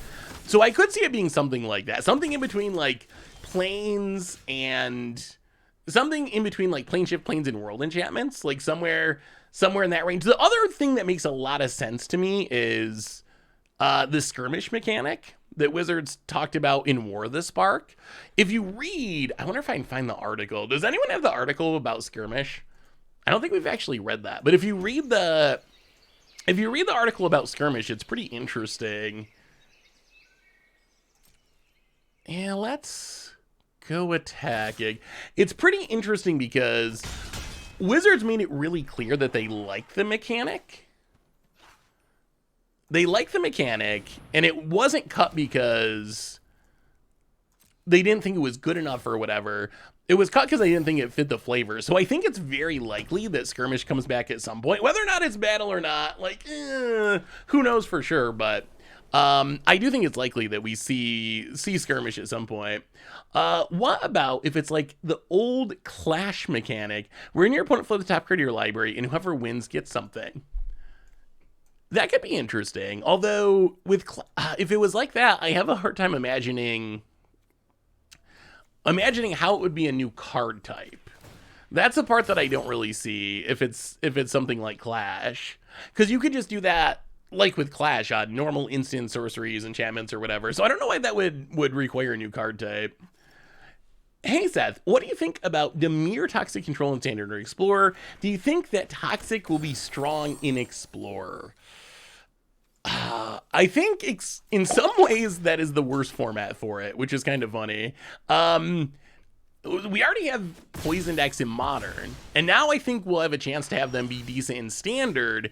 Explorer is tricky because you still only have the Standard cards, but you got to compete against a lot of stronger cards from other sets. So I'm not super high. Maybe if there's some sort of like Venerated Rot Priest combo or something, but I'm not super high on just like a fair Toxic Poison deck actually being super good in Explorer.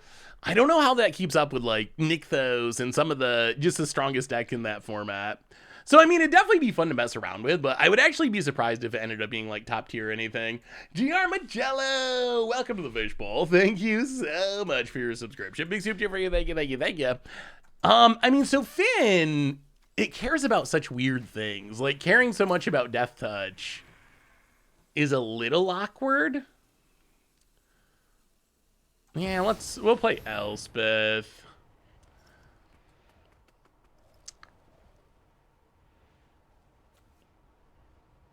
Play Elspeth and I guess just tick down. Hey, what's up, Apex Predator? How are you? Do you think any new cards get into Modern, in fact? I think Venerated Rot Priest is the closest. I don't think most Toxic cards will make it, just because Infect's so built around the Pump Spell plan, and Toxic doesn't work with the Pump Spell plan. Venerated Rot Priest, though, might have enough synergies, enough combos, plus it's giving poison counters as you cast your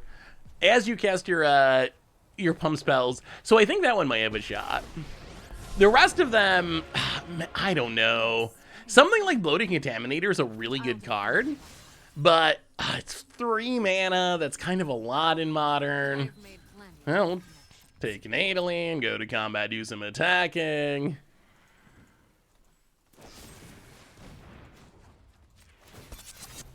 Wait, this doesn't even die, right? Doesn't this have a shield counter? It does. Hit ya. Opponent down to 19, and then just to make sure, get rid of the missionary. Go. Where's Mondrak? Oh my god, that's rabble rousing. Oh my god, why does no one play rabble rousing? So we're playing Mondrak decks today. Ooh, okay, that was kind of brutal. We're playing Mondrak decks today. Tomorrow on the YouTube, there is a Against the Odds of Elish Norn, and then Thursday we'll probably have an Elish Norn day on stream too. Basically, try not to do too much until after we have the YouTube video. Hey Seth, when's the new season starts? How long does it take to get all the new cards you need from the newest set? It takes about an hour and a lot of money. With Arena, so like this morning when the set went live, I pretty much just, I think it was $200 plus some leftover money from last time in the account. So I usually end up spending about $200 on release day, and that gets me most of what I need. And then I kind of fill in And then I kind of fill in the rest of it as I chill out with these Path of Barrels about it. Fill in the rest of it as I go once I see what I need. I think overall that strategy has gotten me to like pretty much almost full completion. I think my arena count's like 98% full or something, but it is expensive. There is no doubt about it. Like if I didn't make content in stream as a job, I would do it much differently, I think. It just wouldn't be practical. Wow, do we just do nothing here? That's so awkward. This is like super awkward.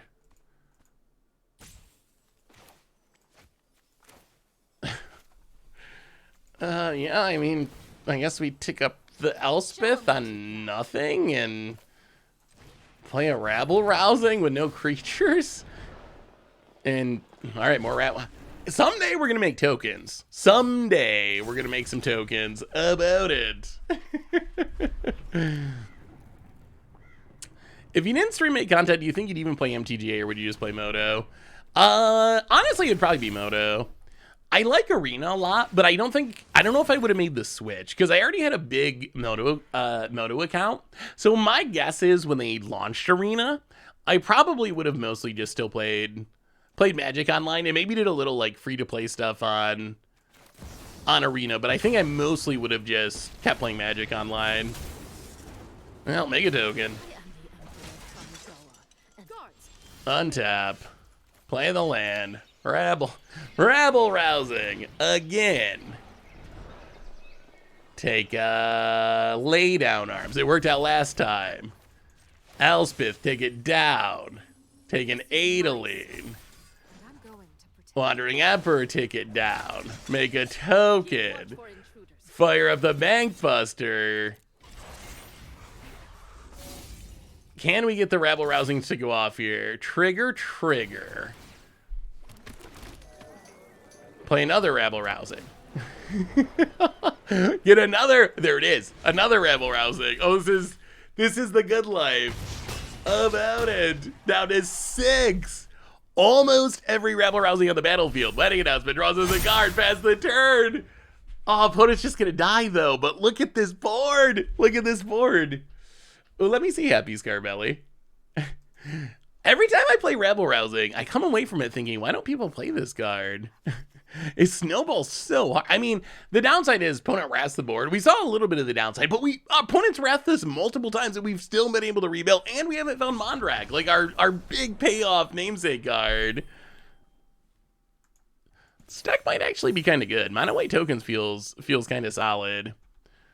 All right, let's look at this deck. Golgari Ramp. Maybe we got to try the Ramp token deck. This has me wanting to try Ramp Planeswalker Mondrak. I mean, this is really good. Vraska's very good. Gliss, I think, is also very good.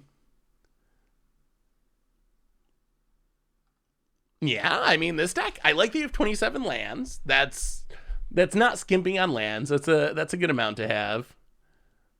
Yeah, that looks like a pretty solid Golgari midrange deck. I do wonder a little bit about the curve. I'd have to play it a little bit. I guess, how often do you get run over and you're holding like 4 Tyrannus Rexes and a couple of Nisses and Zipandrels? Is there enough ramp to go along with all the big stuff? But I really like the idea of it. I like all the big finishers, and there's some really sweet cards in there. Yeah, we'll definitely play some. Oh, Fairball would get us good. All right, let's try this one. This one I'm not sure on. This one's kind of in between. It's probably not quite as janky as the Ratadrobic build. Probably not as good as streamlined as the Mono White build. This one, though, is interesting. So the idea of this one, this is like Mondrak Super Friends with a lot of ramp thrown in. We have 2 ramp spells, actually 3 with Golgari, but we have a bunch of ramp spells that also can make tokens. Weather Sea Treaty ramps us, makes a 1/1. Scout the Wilderness ramps us. If it's clicked, it makes 2 1/1s. Golgari, its creatures come into play, it makes treasure tokens. So what we're hoping to do is do some ramping, get down our Mondrak, and then we have a bunch of Planeswalkers to make tokens. Eternal Wanderer making double strikers, Nissa making massive horrors. Kaya's probably probably my favorite. Kaya exiles target creatures or enchantments, and we get spirit token copies of it, so we can take our opponent's Shieldreds or whatever, their best cards, and get multiple copies if we got Mondrak going. So let's give this one a try. See if the Abzan ramp token deck can work. I will say early access. I don't know, how seriously do you take early access? I mean, early access is a ton of fun. It's one of my favorite streams, one of my favorite days of every set. So I love early access. I'm so thankful that Wizards brought it back after taking it away for a while. But as far as like how good things are, I would say, and this goes for any decks I play as well as everyone else's decks, but I would not run out and spend all of my wild cards based on a deck performing well during someone's early access event. And that includes any decks that I play during early access, because the meta is just it's a lot different than what the meta ends up looking like. So I would just be cautious. I would be cautious of spending all my resources on early access decks. Well, this could be an issue. Wow, we're just gonna lose to a Skrelv's.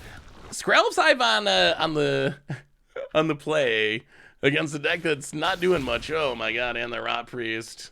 This looks like an early access deck.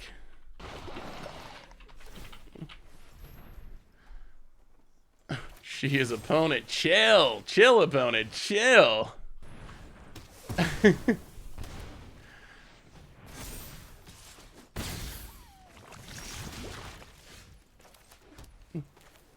Yeah, I mean, I think we're just done here. Got to bring in some Wraths. Yeah, Farewell, Path to Peril, Banishing Slash. Basically anything cheap that exiles. Lauren actually is probably good enough as well. Going down, what? Yeah, the good old venerated Rot Priest deck. People are gonna end up hating that card, aren't they? People are gonna end up hating it. Yeah, one just came out today, just a few hours ago. Trim.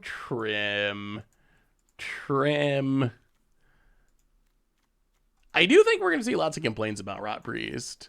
Whether or not those complaints are actually justified, that is a very different question. I'm not sure they will be.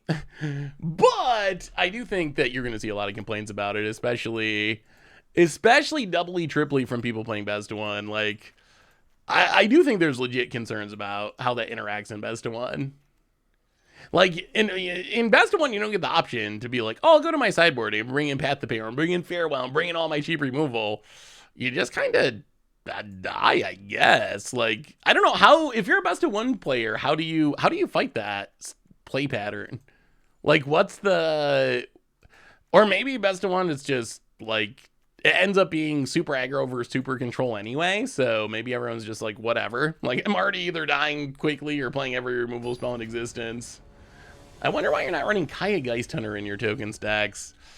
Kaya's a tough one. It's a really fun card. It's just very hard to use. Oh boy. Well, we're not keeping that one lander. Yeah, that's kind of the issue with this hand is horrible. But we gotta keep it because we already mulligan once. About it. Venerated Rot, they always have it. Every time. There's never a game when the opponent does not have it. Mathematically, my mind is blown because it's like 20 games in a row. So I don't understand how that keeps happening, but it does somehow. Action, Mondrak. I mean, Mondrak's a good card if we're still live on turn 3. Random Rot Priest deck that was just Rot Priest and cheap protection spells, drew 3 target removal spells in a row and still lost. Sounds about right. About it, getting in. And sure, pumps the Rot Priest. Gets in for some poison. Well, we'll play a Mondrak. Make some treasure tokens. I will say, like, the problem is, I feel like Toxic decks are just incredibly dependent on Rot Priest. Like, I don't know if they have enough other good cards to make their deck work. So there might be some consistency issues with Toxic because of that. Like, that I think might be the big problem. Opponent. Hexproof from white. And goes to combat attacks and pumps, and we block, and we block.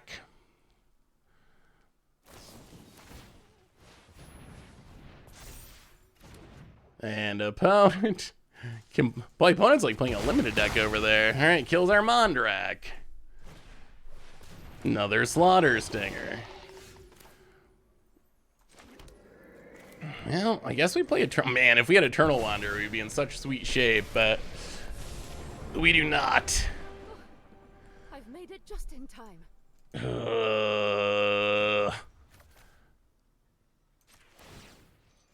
Alright, well, opponent can keep their Skrelv. They lose the rest. Do you think that WotC will ban Rot Priest? Jeez, really? Another one. Lots of Slaughter Stinging. Opponent. Jawbone Duelist. Keeps the fun going. And pumps the Skrelv and attacks. And we're up to 7. Oh, how do we do this? How do we do this?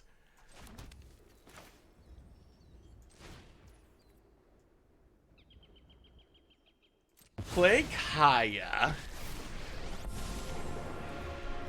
A whole legion of enemies. Exile.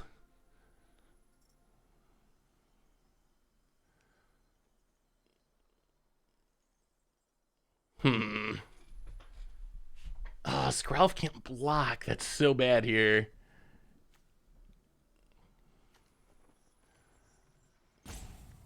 So, exiled Jawbone Duelist. Eternal Wanderer. Blink the Slaughter Stinger. Pass the turn. Oh, if we can get down Mondrak next turn without being dead. Oh, we do some things. We do some things. Hey, Seth, is there a spot on the Goldfish site to see the list of people for the next viewer battle stream? Cankerbloom for our opponent. They get back their dork. Okay. There's not a viewer battle stream page on the site, although you are in the list, Paladin. Yeah, I don't know if there's a way to get that on the site or not. I'd have to ask Richard about it. But I do have a Google Doc. Actually, the same Google Doc as we were using last time is on there. Oh, I think it's definitely way too early to even consider banning it. It's release day. It's release day. So I don't think it's time to talk about banning stuff by any stretch. So we play Mondrak.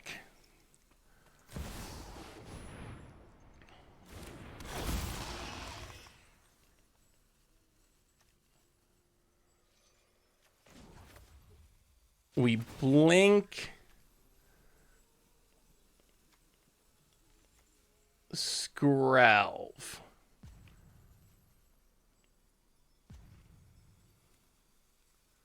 Do we blink Skrelv? How do we do this? So this proliferates. The problem is this Skrelv, really. That's the biggest issue.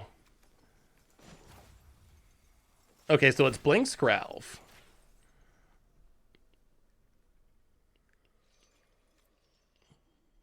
I think we're actually going to draw. The Mother of Runes is actually being an issue here. All right, opponent going to give protection from white. So now we will draw 2 cards with Kaya. I don't move without knowing. Okay. Gala Greeters. Not dead yet. Pass the turn. Opponent.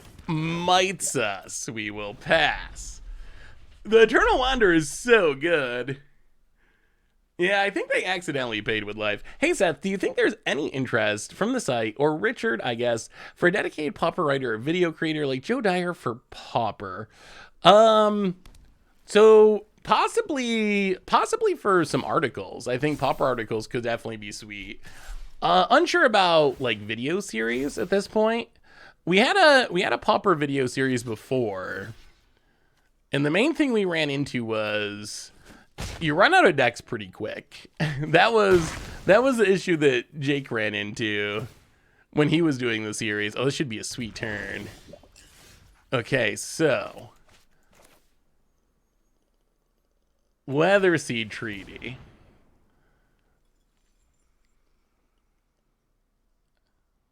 Make 2 1/1s. Trigger Golgari.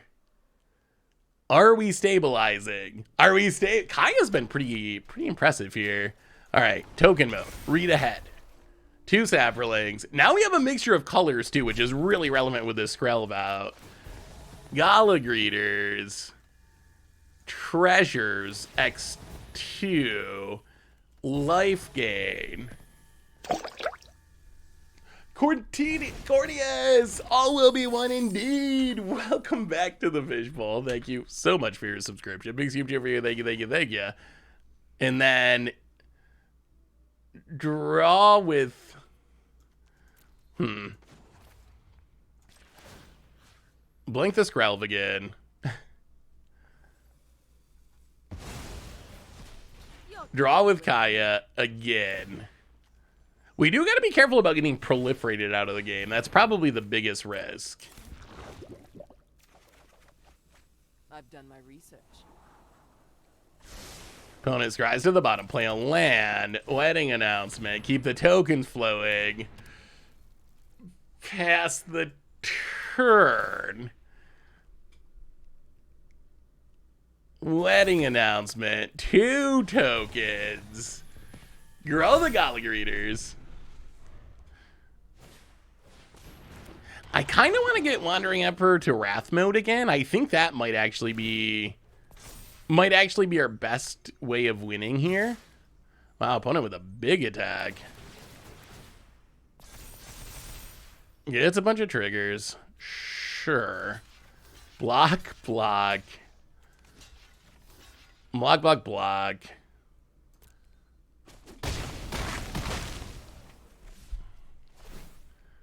Opponent gets back Skrelv. Because we can just Wrath now. Grow the Mondrak. Oh, opponent, that's not the time you want to do that. That's lazy mode. Eternal Wanderer. Others need my help. We'll keep Mondrak. You keep a Might. Kaya draws 2 cards. Let me get a read on the situation. Opponent gets to scry, scout the wilderness, kick it. And about it, done. Opponent should have killed Wanderer many turns ago. Yeah, I think they got a little greedy going after our face there. Skrelv's Hive is the new Bitter Blossom. What are your thoughts about that? Skrelv's Hive is the new Batter Blossom, maybe. I think Skrelv's Hive has a role in Toxic. I think it's probably good in Toxic decks. I think it's a lot worse than Bitter Blossom, though. I don't know. Maybe I'm putting too much weight in the tokens being able to block. Like, to me, that's the biggest turnoff. We probably will get overrun by it this game, as we were talking about it. I don't think it really has use outside of Toxic decks. When Bitter Blossom is a card that you could play in essentially almost any deck and it would be fine. It's just like a good card overall. The difference between, oh boy, I think we got to mulligan this one. The difference between making, oh no, oh Magic Gods, why? Oh, we're done. We are done. Okay. Well, the old Moldifor. Spice Lord MTG, welcome to the Fishbowl. Thank you so much for your subscription. Big super for you. Thank you, thank you, thank you. Yeah, well, this one's over before it started, unfortunately. Gala greeters, yo. Skrelv's Hive. How much? So you think that being an artifact is a... Ooh, double Skrelv's Hive. So you think that being an artifact... if we had a land there was some chance, but yeah, I mean... Mold-of-Fours. Yeah, Mold-of-Fours is essentially just GG's. So what's the upside of it being an artifact, though? Like, there's some, like, fringe upsides of, like, turning on stuff that cares about having artifacts and enchantments on the battlefield, like Roadside Reliquary. But is there something more than that out of making it artifacts?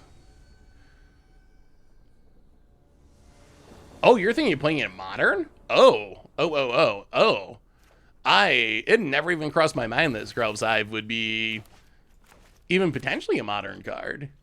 So, I mean, I guess that's true. In Modern, there are even more synergies. Modern is so fast, though. Modern is super fast. It is really hard for me to imagine Skrelv's Hive showing up in Modern. In Standard, it's pretty much nothing. In Canadian Highlander, really good for Academy decks. I see. Well, I mean, I guess we just treaty. Start at the beginning. Grab a basic. A little bit behind the 8-ball here. Since Adeleine doesn't tap, that's very, very problematic. Well, grab a forest past the turn. Opponent getting in with the Adeleine down to 17. I'll make a dork.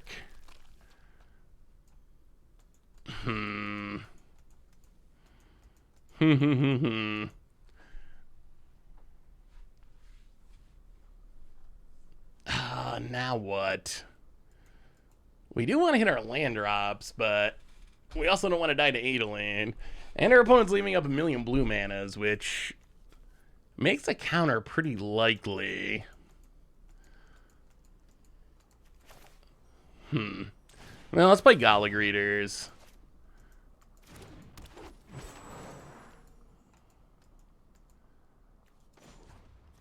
And then draw a card.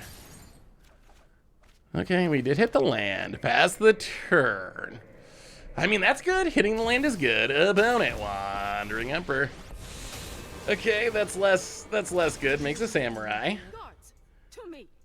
Opponent makes even more samurais. Plays a land, attacks with everything. Well, we got a chump block. Yes, Adeleine. Adeleine's getting us. It is getting us. Oh, wedding announcement. Well, pump the Gala Greeter. Yeah, wedding announcement. We really would have liked to hit the lands here. Bank Buster. Draw a card. Opponent has go for the throw. Oh, the lands were always one card off. One card off. We always had to draw with Bank Buster to try to find it. I mean, we're hoping this Eternal Wanderer can save us if it resolves. If our opponent can kill the token, are we dead right now? 6, 7, 8, 9, 10, 11, 12. And then Wandering Emperor, it looks like. Yeah, people really like Skrelv's Hive, apparently. I'm kind of blown away. Updated the deck list a bit better, Curve, I think. First time, try building a deck. Love your channel and the things you do over at Goldfish. Hey, thank you, Happy Scarbelly. I mean, that's part of the fun of building decks, is the process of adapting and improving. Well, we'll see if they have a counter. We'll see if they have a counter. And it looks like they do. Ooh, no counter. Okay. Well. Game on. You keep a 1/1. We make a token. Okay, more Wandering Emperors. I'm not overconfident.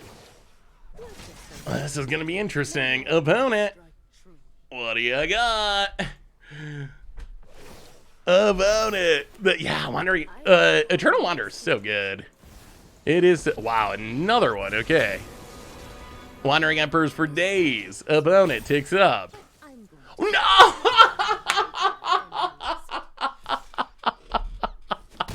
Wow! You gotta be kidding me. Wow. Well, okay, yeah, that worked for our opponent. They got there. Hey Seth, what do you think about my Sultai Gates animation deck? Any recommendation for more land animation? Ooh. What do we want out of the sideboard here? Oh my goodness, I can't. Triple Wanderer Emperor and the removal spell. That means they were empty-handed, right? So that means they top deck one of those cards that turn. Jeez, what are the chances? What are the chances? Huh. I don't even know what our opponent's doing other than we saw Adelian in every Wandering Emperor in existence, and that was about it. not much else.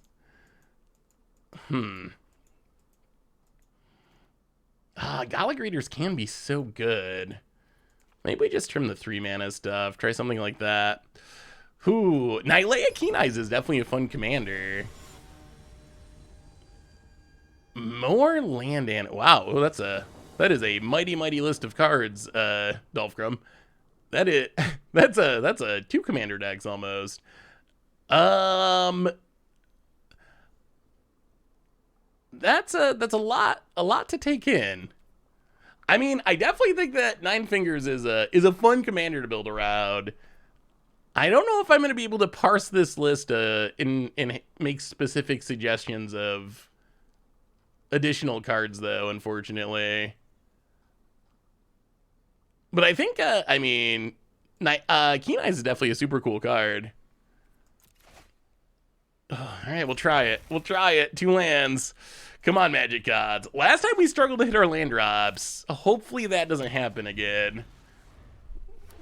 Yeah, Battlewood's would be oh no, it is happening again. All right, Bankbuster. Oh, not this again. Opponent plays a land, passes. Hey, it's a land. Wither Seed Treaty. Start at the beginning. Grab a swamp. Okay. Now we need our Mondrak. We're actually kind of close to Nissa. Lauren of the Third Path. Gonna blow up the Bankbuster. Well, make a Sapperling. Play the Wandering Emperor, I guess. Would have been nice to get down the Nissa, but... Make a Samurai. Pass the turn. When are we infiniting J-Sturds? We'll have to try that sometime. It seems like it'd be super funny when it works out.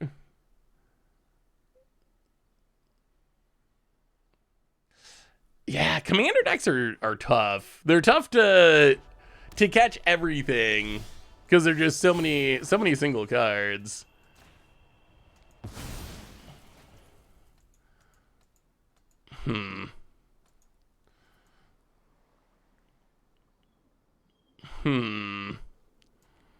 Now go to combat attack. Opponent might have their own Eternal Wanderer.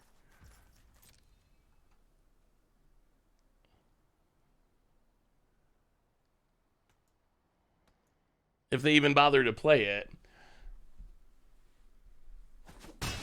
Opponent down to 16.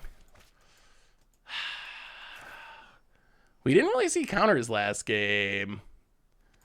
We did see a lot of removal, though. Let's play Golgari Reader. Make a Samurai.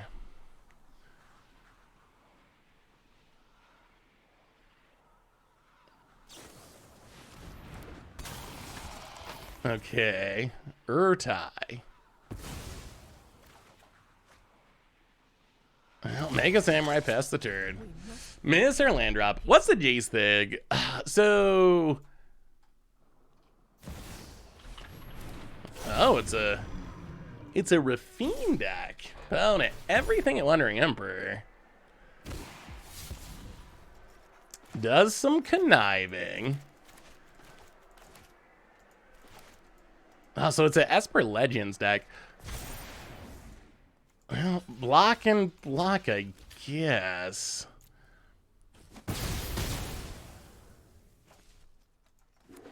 Oh, opponent hits their lands. Oh, plays a Thalia.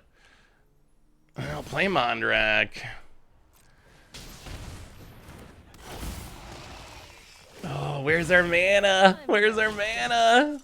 Let your Make a couple 2/2s. Mondrak is really good, but now we're kind of locked. So Jace Cunning Castaway, the very bad Jace, can make token copies of itself. So there's ways you can use Moon Gauntlet, which can add planeswalkers to, or add counters to planeswalkers, in the gives them the ability to proliferate, to ultimate a Jace, and then once you get a bunch of Jace going, you can keep proliferating to you proliferate the 2 new token copies, which will then let you ultimate, and you keep snowballing to make infinite Jaces. There's a few different ways of like making infinite Jaces with this, but Moon Gauntlet is the newest addition to the infinite Jace plan. Yeah, Jace, it's funny how much worse Jaces have gotten. They used to be so good, and now they've gotten so bad. Well, block and block. What we would give for some lands.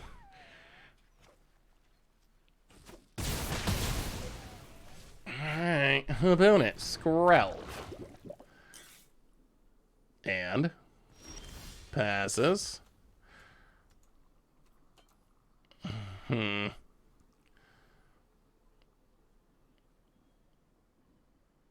Not a land. Not a land by any stretch. Well, I guess we had to pass the turn.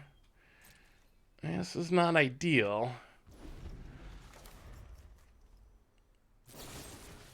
Oh, yeah, this doesn't even work because there's Oh, that was a mistake. Yeah, we're going to scoop. That was a mistake. Yeah, Skrelv actually protects there. I mean, the mana screw was a real issue, but we needed to cast it before Skrelv became unsummoning sick. Hey, Seth, I love Mirror March. I love March, and really want to make a commander deck around the card. Any suggestions? So Mirror March, all you really got to do is play a bunch of sweet ETB creatures. It actually kind of likes the same stuff that Panharmonicon does, really. And then I guess the other way to try to take advantage of it is stuff that can control coin flipping. There's not many of those cards, but like Carrick's Thumb, being able to let you flip again if you don't flip what you want definitely increases the odds. As it is, it's really just all about luck. Like, you're 50-50 to get anything. So half the time it does nothing, but if you can add Kirk's Thumb into it and be able to flip multiple coins, then the math gets a lot better. After that, like Muldrifter, Risen Reef, anything with a enter the battlefield trigger is going to be relatively sweet if you win the coin flips. Yeah, I guess making copies of it also kind of helps, because then you can just kind of brute force your way through the bad luck to some extent. Ooh, Spara's headquarters. Bant A. So what new cards have we seen today? I feel like we haven't seen that many. Have we seen any Phyrexia cards be impressive? I feel like we've mostly seen the same old cards that we've seen before. Bankbuster, go. Hey, awesome. Good luck, Peace and Beans. Yeah, Blood Tithe Harvester, another ETB stuff that benefits from haste. Yeah, also works well. I mean, it still comes down to winning the coin flips, which is, you never know. But when it works, it's super sweet. Well, adding announcement. Go for the Throne Elegant Great against the Surge Engine. Arena stupid expensive, so people are playing the cards they already played with a no. Yeah, I guess that makes sense. We've played against, like, what, 2 poison decks? Have we seen 3? Poison we've seen a bit. Opponent has a Leyline Binding. Well, I think it's Mondrak time. Play the Mondrak. Hit you with the token. Double tokens with Wedding Announcement. Could use some green mana. Would not complain about a green source. About it. Jetmir's Gardens. And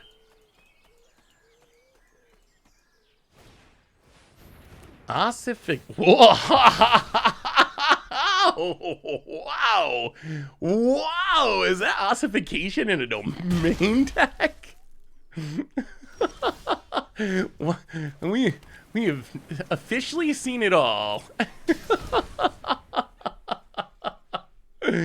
Oh, wow, the most ambitious ossification in the history of Magic the Gathering.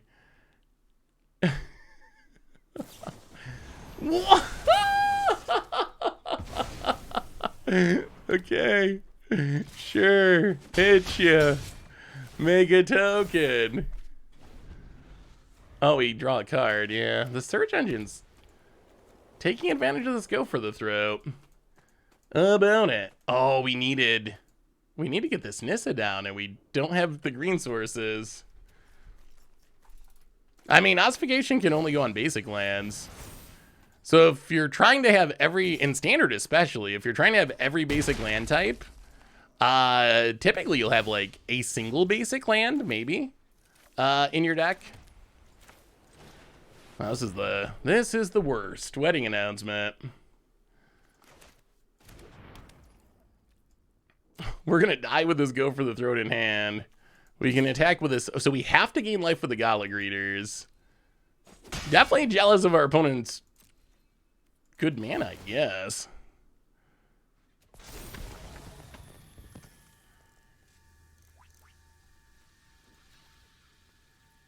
Well, it's usually about basic land types. Most of the time, domain decks are not actually playing that many basics. They're usually playing lots of dual lands that have the land types for the most part. About it. I guess we'll see. Oh, this go for the throat's making me sad. About it. Goes to combat. Attacks. Hits us. Down to 2. Depopulate. Okay.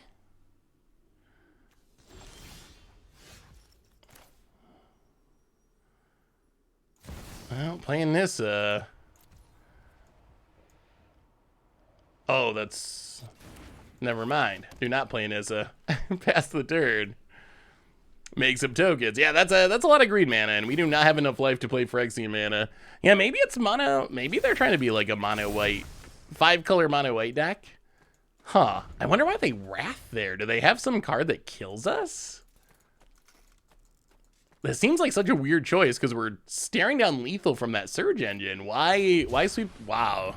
Why sweep the board if you have lethal? just a flex? Yeah, maybe it was. Maybe they're just trying to flex. Urza. Okay, well, that can die to go for the throat at least. Can and will.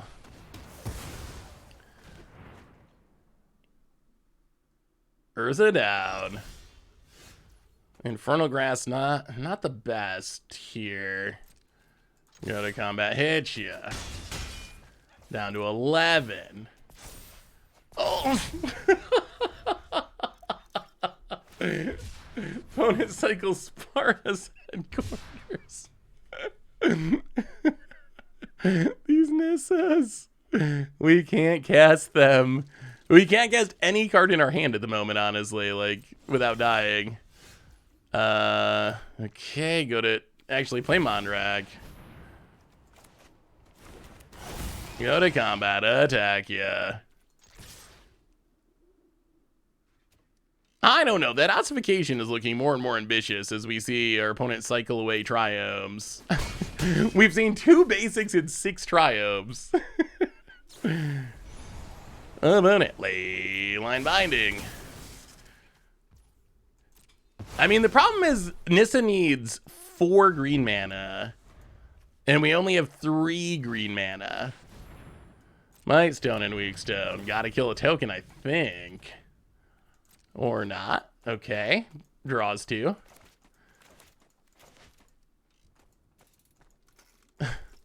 Sure, I mean, I guess we don't gotta kill a token. Okay, now where does the 4th green come from? So 2 real green and then 2 Phyrexian green, right? We just don't have... If we could pay life for some of it, it would be fine. Oh, there we go. There we go. Well, go to combat attack. Opponent has to have a removal spell. They need like the 4th Leyline Binding. Do you play a Sultai for lifelink? Wow, they have the 4th Leyline's Binding. All right. Leyline's Binding a wedding announcement? Okay. Drops to 1. Well, now we actually do get to play in this. We drop to 1.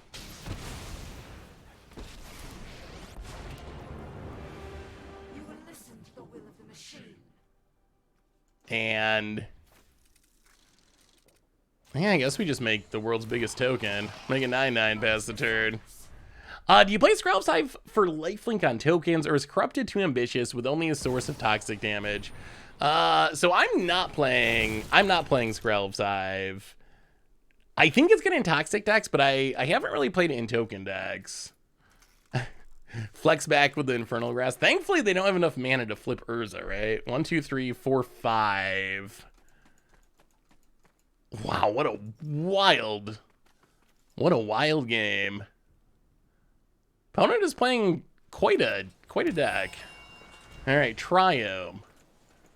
All right, my initial take on Ossification stands. So many Triomes. I mean, I guess we attack? We don't even have Forest to really overrun. Yeah, we can't Infernal Grasp. We would die. I mean, we should have lethal, right? There's only so many Leyline Bindings in the world.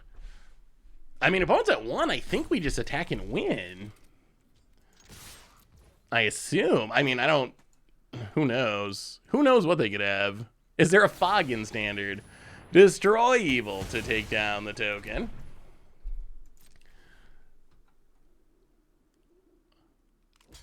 Opponent blocks. And dies. Okay. I have no idea what's happening, but we're bringing in some enchantment destruction. I have no idea what's going on. Wow. Yeah, I am very confused. We got there somehow. Our opponent exiled all of our cool cards, but we did win technically. When it comes down to it, we technically did win. Yeah, that was a very strange game. There's like 3 Fogs, and all of them are terrible, not completely a Fog. Yeah, Wizards has really powered down Fogs, haven't they? It's kind of funny to see that Fogs of all things have been de-power crept. Is there a proliferation Fog? I don't believe so. I have to look on Scryfall. What do we actually have in Standard that prevents all combat damage? Standard, or maybe, I don't know, Future Standard.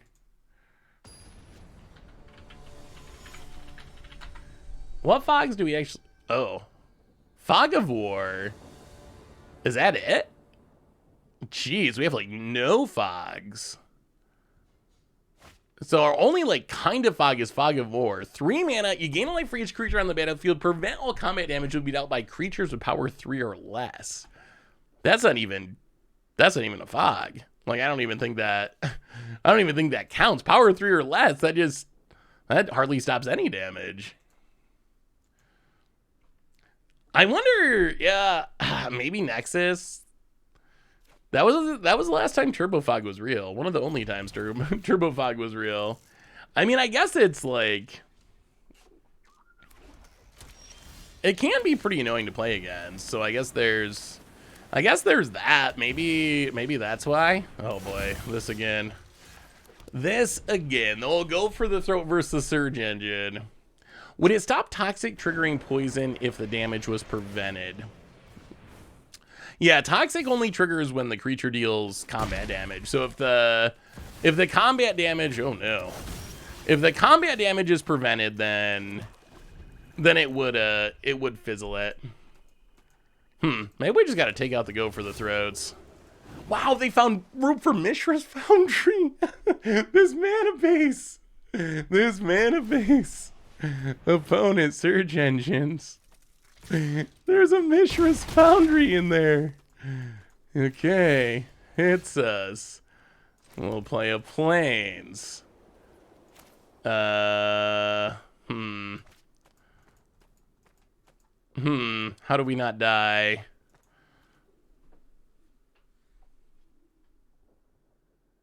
Do you think a Golgari control deck is possible?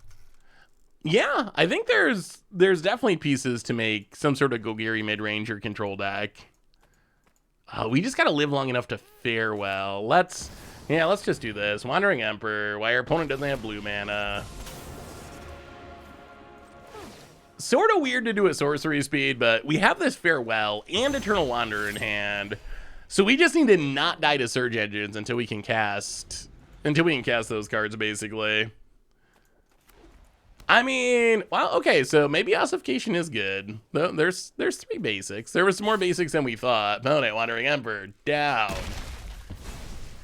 I can respect being the ultimate greed lord. I have been known to dabble in greed at some points.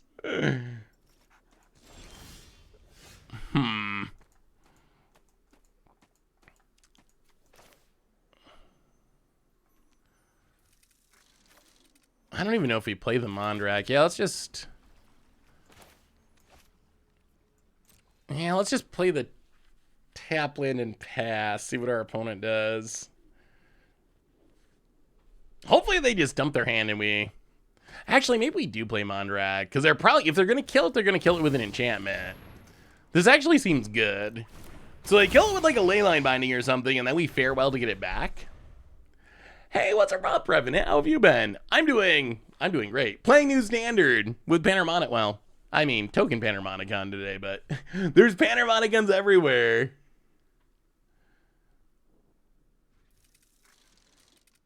I think a lot of people have... Yeah, I've definitely killed myself with Literal Greed in Commander before, at least a few times. Found it. Surging up.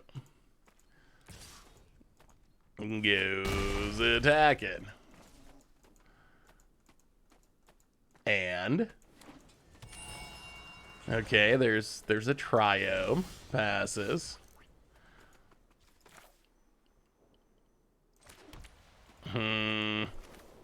Well, let's do it again. Wandering Emperor.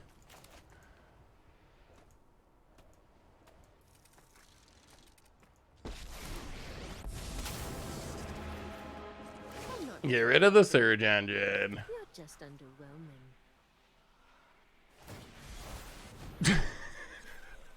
Okay. Okay, Ottawa to pick it up. Sure, that is allowed. Hit you to 60. I'm well. That seems pretty sweet so far. Yeah, it's been super fun. It's been super fun so far. I've been having a blast with it. It's back. And another Might Stone and Weak Stone. I'm gonna go after the Mondrak. Sure. And opponent passes. 1, 2, 3, 4, 5, 6, 7.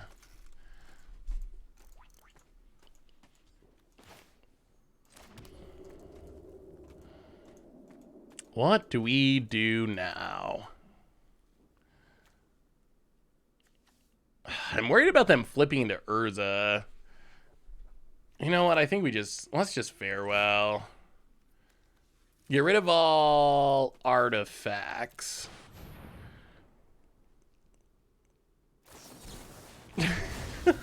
Alright, so opponent does have negate. Well, we'll make a samurai pass the turn. Never done for good. Hey, Saffron, any advice for making a Pavel Maliki commander deck? Ooh. I'm actually going to have to... I'm going to have to look that one up. What is a Pavel Maliki? Is that one of the original Legends? Opponent levels up Surge Engine. Levels up Surge Engine. Gets in for 5. Well, I mean, if they have another counter, they probably have us here. Opponent passes. Land.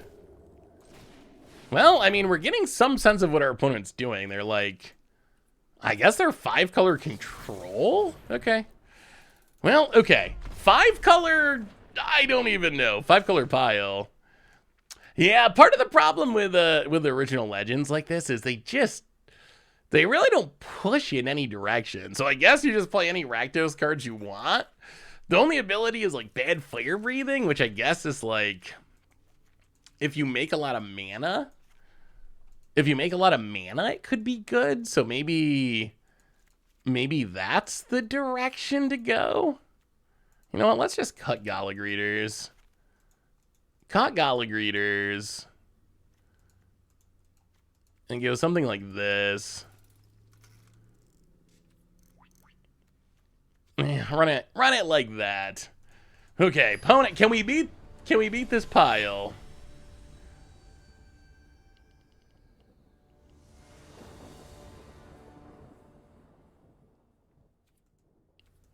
The pie, oh, come on, deck. All right. Well, we will mulligan into oblivion. Unfortunately.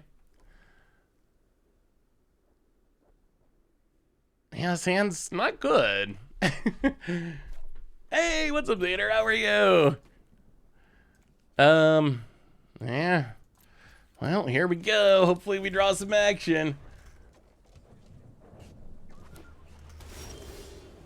Well, wedding announcement's not the worst. If it gets through our opponent's handful of negates. Reckoner Bankbuster. Well, land and wedding announcement, go. Make a token. Opponent. Opponent's gotta have mana trouble at some point, right? You can't do this and not have mana trouble on occasion. Well, land in Mondrak. Go attacking. Well, we're the aggro now. We're the aggro now. 2 tokens pass the turn. Opponent draws with Bagbuster.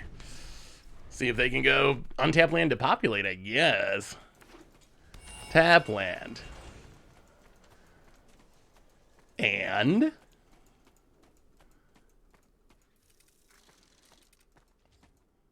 opponent. Who passes? Okay. I'll play the land. Go to combat. Hit ya. Opponent's down to 12. Pass the turn. Draw a card. All right. I mean, this is it, opponent. This is it. You better find something good. Draws a card. Can you find the Wrath? If they Wrath, we can save our Mondrak. About it.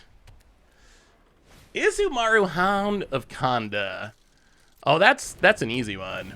Just play all the cheap white stuff, and you'll be good.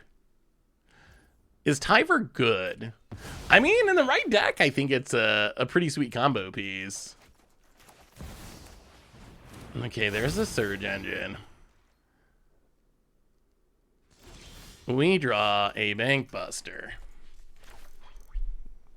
Well, play Bankbuster.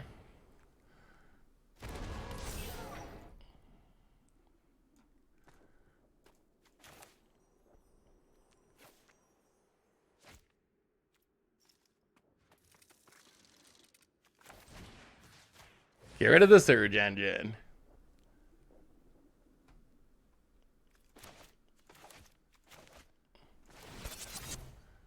Opponent's gonna crew the Bankbuster. Sure.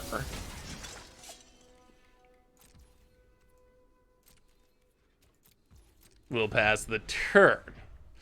See what they find. Opponent's got a handful of cards, but they're not that alive.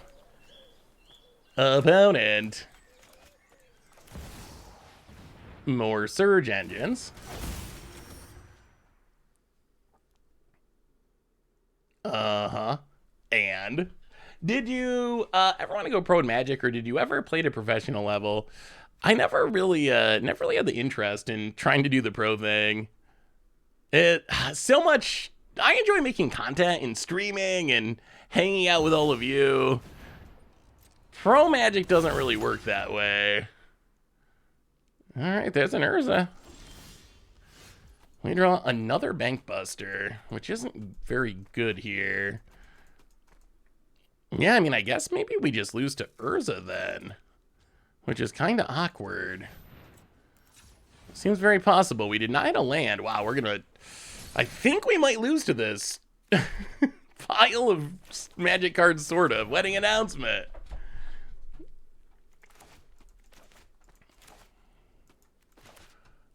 Opponent. Okay. Well, we're gonna go attacking. Opponent. Yeah, the land would have won us this game, but unfortunately it wasn't meant to be. Opponent going to Surge Engine. And block. And block. Yeah, the issue is... Yeah, there... Boy, this has happened several times where we draw the land just one card too deep. Unfortunately. And alright, here's the Urza. Yup. About it. Yeah, I don't know what we do about this. We needed to resolve the farewell before Urza came down. Now that Urza's on the battlefield, it becomes a lot harder to get through.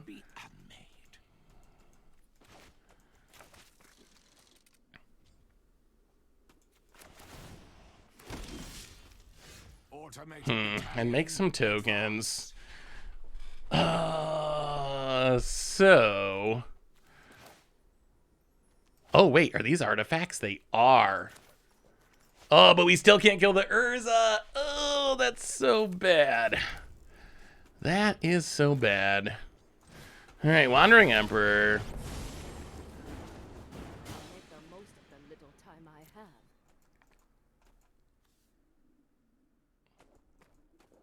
Yeah, but even if we do that, we don't get to kill... We don't get to kill the Urza. Oh, Yeah, you're right. Maybe, yeah. I guess we could have. I guess we needed a farewell and then crew the Bank Buster and just attack with that. That probably would have been the best line. Overplaying the Eternal Wanderer. So we get to get rid of a token. Have a nice trip. Send everything at Urza. Opponent. Blocks. All right, my turn. We draw a card. It's so many Bank Busters. So many Bank Busters. Opponent. Yeah, I guess that's true, so that wouldn't have worked, right? You had me freaking out that we punted, chat, but yeah, I guess that definitely would not have worked because we would have lost the Bank Buster to the farewell. Opponent takes up Mightstone and Weakstone. Draws 2 cards. We don't really have a way to get Urza off the battlefield. Surge Engine. Bank Buster. And draws cards. All right, well, we see what they hit. Like, they can dump their hand. We still do have the farewell, potentially. If we can ever get rid of Urza. Opponent passes. Oh, so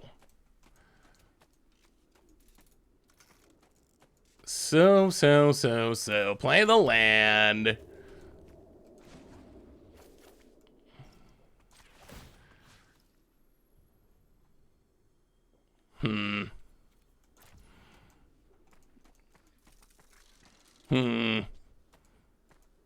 Oh, we're just done. Yeah. Look at this mana. Look at this mana. And they're playing ossification in this mana base, and we're losing to it.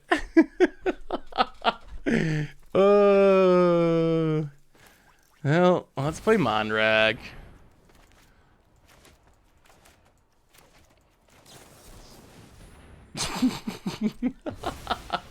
The opponent has Disdainful Stroke. Well, we will make a Samurai. And go to combat. Yeah, I mean, this is just over. Pass the turn.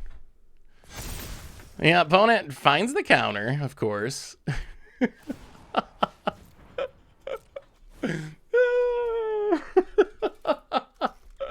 Well, I mean, sometimes it's nice to let other players live their dream. Hey, what's up, dear? How are you? Sometimes it's nice to let other players live their dream, and our opponent's getting to live their dream. I don't even want to imagine what the win rate of this mana base is. So I think it's nice that our opponent's getting a chance to cast all their cards for once. Exile your Bankbuster with Wander and then Farewell. Yeah, I mean, it's not going to resolve. At this point, I think we're 0% to win this game. We'll see. But we know our opponent. Now that they've gotten to this point, they can fight through their questionable mana just by brute force card drawing, which is kind of the problem. Stern lesson, make a Power Stone. Okay, yes. That is technically a magic card. About it. Yeah, this is the dream. The dream being lived by our opponent in so many ways. We have a bunch of Duresses in our deck. Duress would actually be super helpful here, to the point where, like, Duress maybe would win us the game because we could resolve a Farewell, but we have not drawn those. Opponent, I'm gonna draw some more cards. Draw some more cards. Opponent goes to combat. Opponent steals Seraph. I mean, it is one of the most powerful planeswalkers ever printed. That is for sure. Opponent gets in for 3. Can we draw Duress? No. Scout the Wilderness. Plains. Oh, the most sad part is we had that turn where if we just hit our lands, we could have farewelled before any of this happens, and we would have won very easily, but that did not happen, sadly. Well, okay, Bankbuster, draw a card. Wandering Emperor. Play the land, play the Bankbuster. Go to combat. Attack the Urza. And opponent crews the Bankbuster.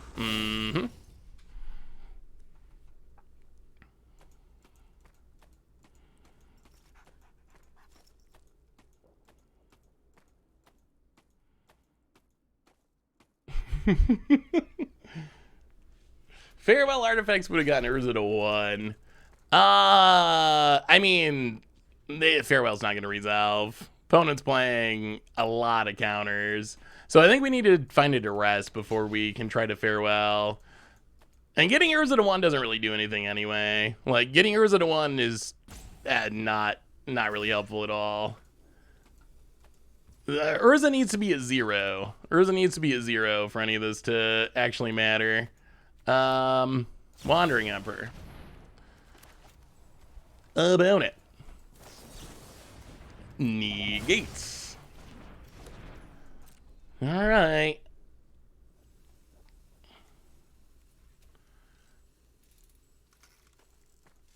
Yeah, this one. Well, that's an interesting way for the stream to end, that's for sure. A Trillo! welcome to the fishbowl. Thank you so much for your subscription. Big super cheer for you. Thank you, thank you, thank you, thank you. I want to see where our duresses are. Like, duress, it's getting harder now because we don't have a board to actually attack the Urza.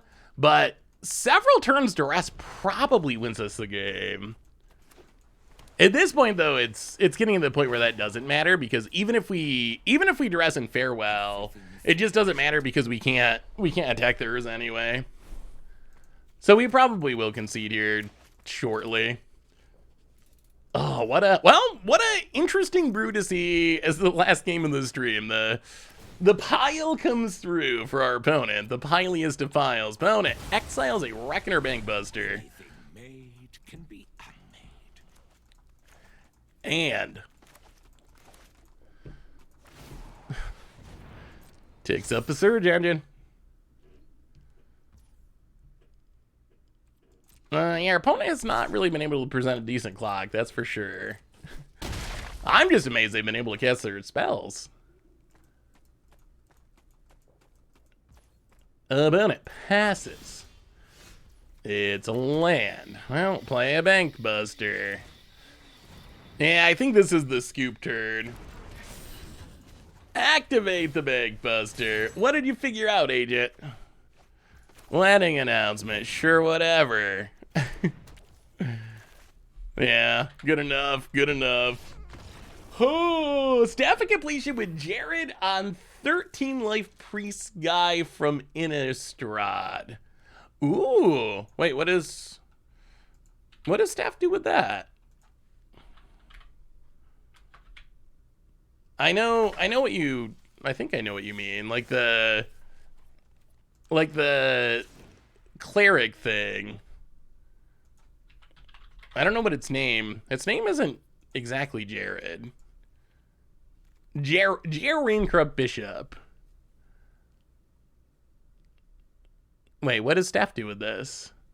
Oh, I see, to try to lose life. I gotcha. I was looking for something to proliferate. Yeah, I mean, that could be a way to get yourself to 13 and flip it around. That could actually work. The big problem with Jaren, though, isn't getting to 13. It's that you got to get to exactly 13, and then you still have to pay 6 mana. Like, the creature you get out of this is probably not worth that much more than 6 mana. So that's kind of the issue. It's not so much like that getting to 13 is impossible. It's that you still got to pay 6 mana. Although that is a cool idea. I like that idea. Oh, on that note, everyone, I think that brings us to the end of our stream for today. So what do we learn about Mondrak? We did some Rotted Robbicking. I mean, it's definitely the epitome of an against the odds deck. So much interaction, so many 4-drops. Doesn't do its thing often, but when it does do the thing, it's pretty cool. We didn't get the full-on, like, hundreds of tokens, but someday. Mono white tokens, I think, is actually just, like, good. So I think that's the best deck. The Abzan deck, I also think performed pretty well. We just had that weird, man, there's so much variance. That's the weird thing about a stream where you get a couple games with the deck. We had some issues hitting the lands at the right time. Like, I think we would have been undefeated had we drawn lands at a little bit better of time, and it just didn't work out. But Mondrak's definitely a super sweet card. So that's Panahrmonicon #1 down. Mondrak. Reminders on the way out the door today. Replay YouTube, that's where you can find the old streams. If you want more Panahrmonicons, we're doing some Elish Norning for Against the Odds tomorrow. And we will be back on Thursday with another stream. I don't know what we're playing yet. Maybe more Panahrmonicons. But thanks so much for hanging out, everyone. Definitely appreciate it. Oh yeah, one more reminder that our sponsor tonight is Card Kingdom. And if you need some magical cards, you can make cardkingdom.com/mtggoldvision. Most importantly, hey, good to see you for a minute, Rooks. Thursday stream's a little later, so hopefully that'll be a good time for the work schedule. Most importantly, thanks to all you for hanging out. Y'all are amazing and awesome. Thanks for hanging out, checking out Phyrexia. I love y'all. Have fun with this set. Have a great night. Have a great Wednesday, and I'll see you on Thursday. Until then, everyone, have a good one, and I will talk to you soon.